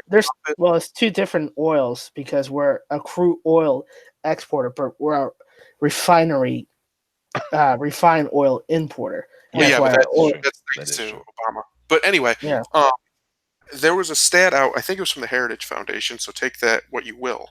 I That don't Trump believe has anything from achieved them. something like 70% of his campaign promises in his first 2 years. Yeah, The no, one that he's he hasn't seemed to be able to get is he hasn't fully killed Obamacare, which he basically did. He got rid of most of the bad stuff, and he hasn't fixed immigration. But I don't know what more people want to do aside from literally declare a full-on war against the Democrats and just go shut the yeah. border down with the military, which I would be fine with actually, but most people wouldn't. So Yeah, Yeah, no, it's a problem, but he's done way better than I expected him to do. And I know I just said way better. I don't care. But he did. He's done actually a far superior of a job than I would have expected he would have done. And good for him for that. But I mean, especially like little things, like it's not a little thing at all, but of course the way the media treats it, I guess it is. He basically said to the military generals, "Hey, go end that crap in the Middle East, please." And they did really quickly, right? yep, You don't hear anybody talking about ISIS or anything anymore, do you? Nope. they're done. And of course they didn't cover that in the media. They didn't talk about the success in ending that crap and ending ISIS. But all he did, this is sort of the funny thing about Trump that I find very interesting, is he didn't do anything, right? All he did was say, generals, do your job.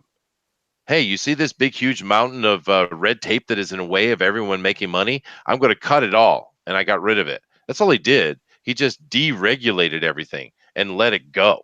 And look what it's done, right? I mean, so it's very interesting. The success he's had is simply by not getting in the way, right? I mean, it's interesting because he hasn't done actually much. He just I simply got out of the way of it. I have 100% and will forever believe that the American people are fully capable of running this country without our government. And if the Oh, government yeah. would get out of our way, we would do it. And we have been when Trump got out of our way. Yeah, that's exactly what he did, and that's the thing when you're talking about free market is what you're talking about, and of course, free market is we're way off our movie here, but yeah, free market absolutely controls itself, right?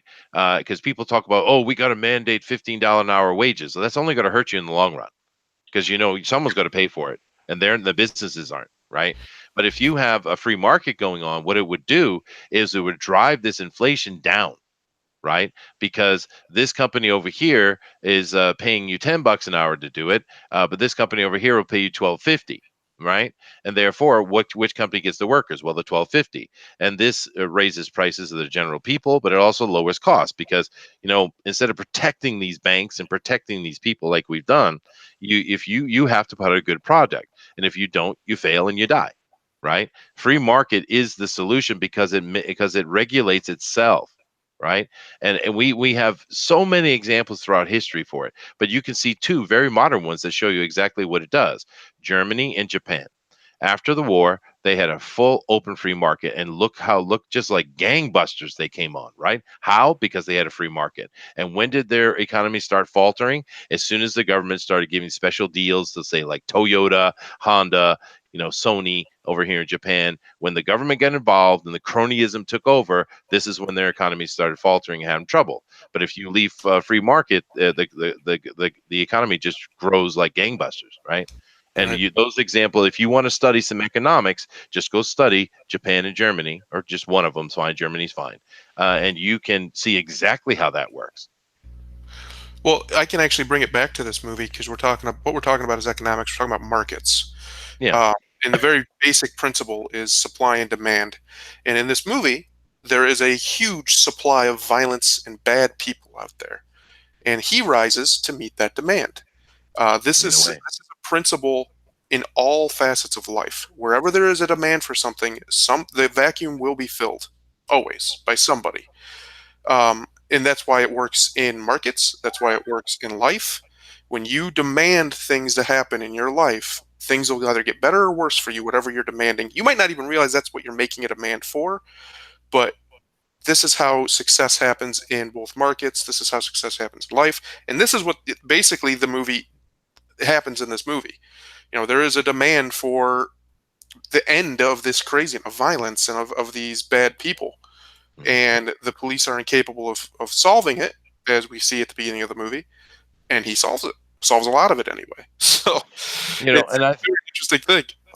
And I think another layer on this that we haven't even talked about, but I think it's important, is they are doing their best, and I say they, and I mean progressives. They are doing their best to remove shame from the conversation, and this is a big mistake. Shame is extremely important to a functioning society, right? It's a powerful tool, and it can go bad, but in general, it's a non-violent tool, right? And they are doing their best to remove shame, and this is going only going to hurt us. It's only going to hurt us. Yep. Yeah, I don't know when all of a sudden shame became a bad thing. It's not a bad thing. Shame is exactly as you said. It is a powerful tool. It shapes behavior. It's Yeah. far more effective than force, honestly, on a large scale, and it's far more effective Oh yeah. than uh, legal matters, doing it, through the law. Because it's simple, it's direct, anybody can do it, and when everybody does it in the same directions, you get standards in society, sometimes for the worse, but usually for the best. And it is a weird thing. They're trying to demonize the idea of shame, while at the same time they will shame anybody ruthlessly who goes against their dogma. Oh yeah. They do still use it. It just needs to be something that's unfettered. I see George has jumped in here with us, and it seems like he Mm, might have something to say. George. I do. So was that it? I okay, do. definitely. What? Moving on. Yeah, What did you want? Did you need an encyclopedia of fancy sentences strung together? Oh no, no, I got Denali for the encyclopedia thing. Don't worry about that. yeah.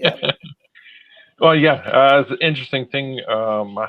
Our lovely God of Thunder is saying about shame. Shame is one of the few personal, um, what do you call it, conscious um, elements A or control traits. valve. It's a control Control valve.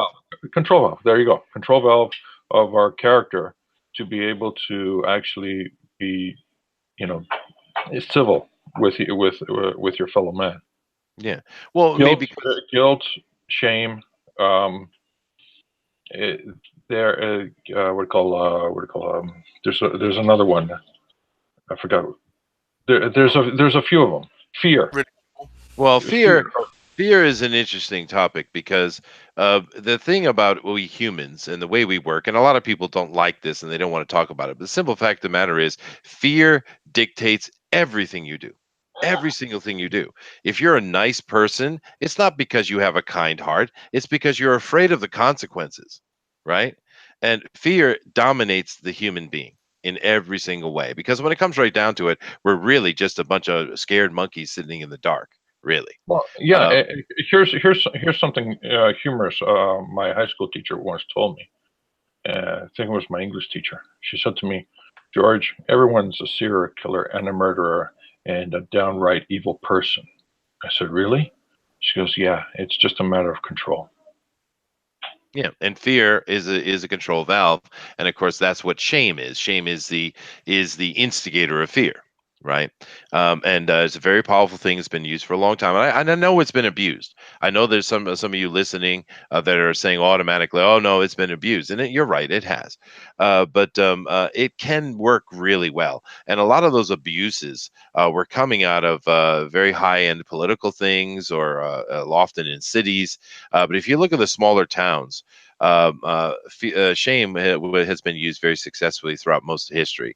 I think probably one of the best examples against that would be what was going on in the 16th century, early 17th century in the colonies, as well as over in Europe. But that was a different thing. There was a big shift going on. There was political warfare happening. We had plague. Of course, one of the great plagues that hit London was during that phase as well. So there was so many various dynamics that were going on that made shame an actual dangerous thing, right? Like for instance, in Salem with the witch trials, and that was just one example. There were many of those things going on. There were witch trials that went on in England as well, particularly with I think it was Richard the First, and he's actually one of the ones that put an end to it. So it was only a short period, and then the concept of standard shame went back to its normal self.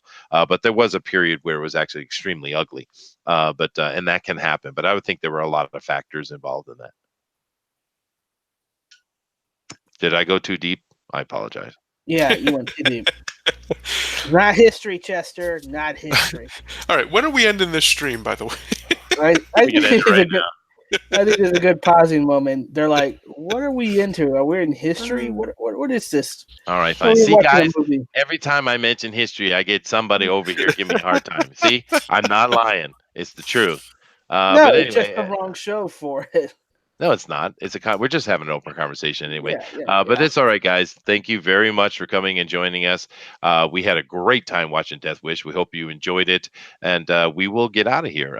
Keep in mind, tomorrow we have on TFT Tinfoil Talk. We'll be talking about the Illuminati, and that's just going to be a fun, good-hearted conversation. That's not going to Yeah, be so absolutely nothing dark will be mentioned. It'll be 100% lighthearted. Yeah. Well, you know what I mean. We're not going to approach it like this. We're talking about serious political, economic situations here in this conversation. The Illuminati is going to be much more lighthearted The conversation. Illuminati is serious, Chester. They're watching right now. I'm sure they are. They must know my address. I'm in Japan. I live in this. Yeah, just so you know, to help you out. Well, anyway, we'll go ahead and get out of here. Then go ahead, Denali, and give them your spiel. All right, thank you everybody for joining us for Death Wish, the remake with Bruce Willis. Join us tomorrow for TFT. But as always, your perception shapes your reality, so always make it a good one. No, And may the force be with you next Friday. Next Saturday. Saturday. God, Night Pope is going to come at you, dude. All right, I guys. just seen that. Yeah. Later.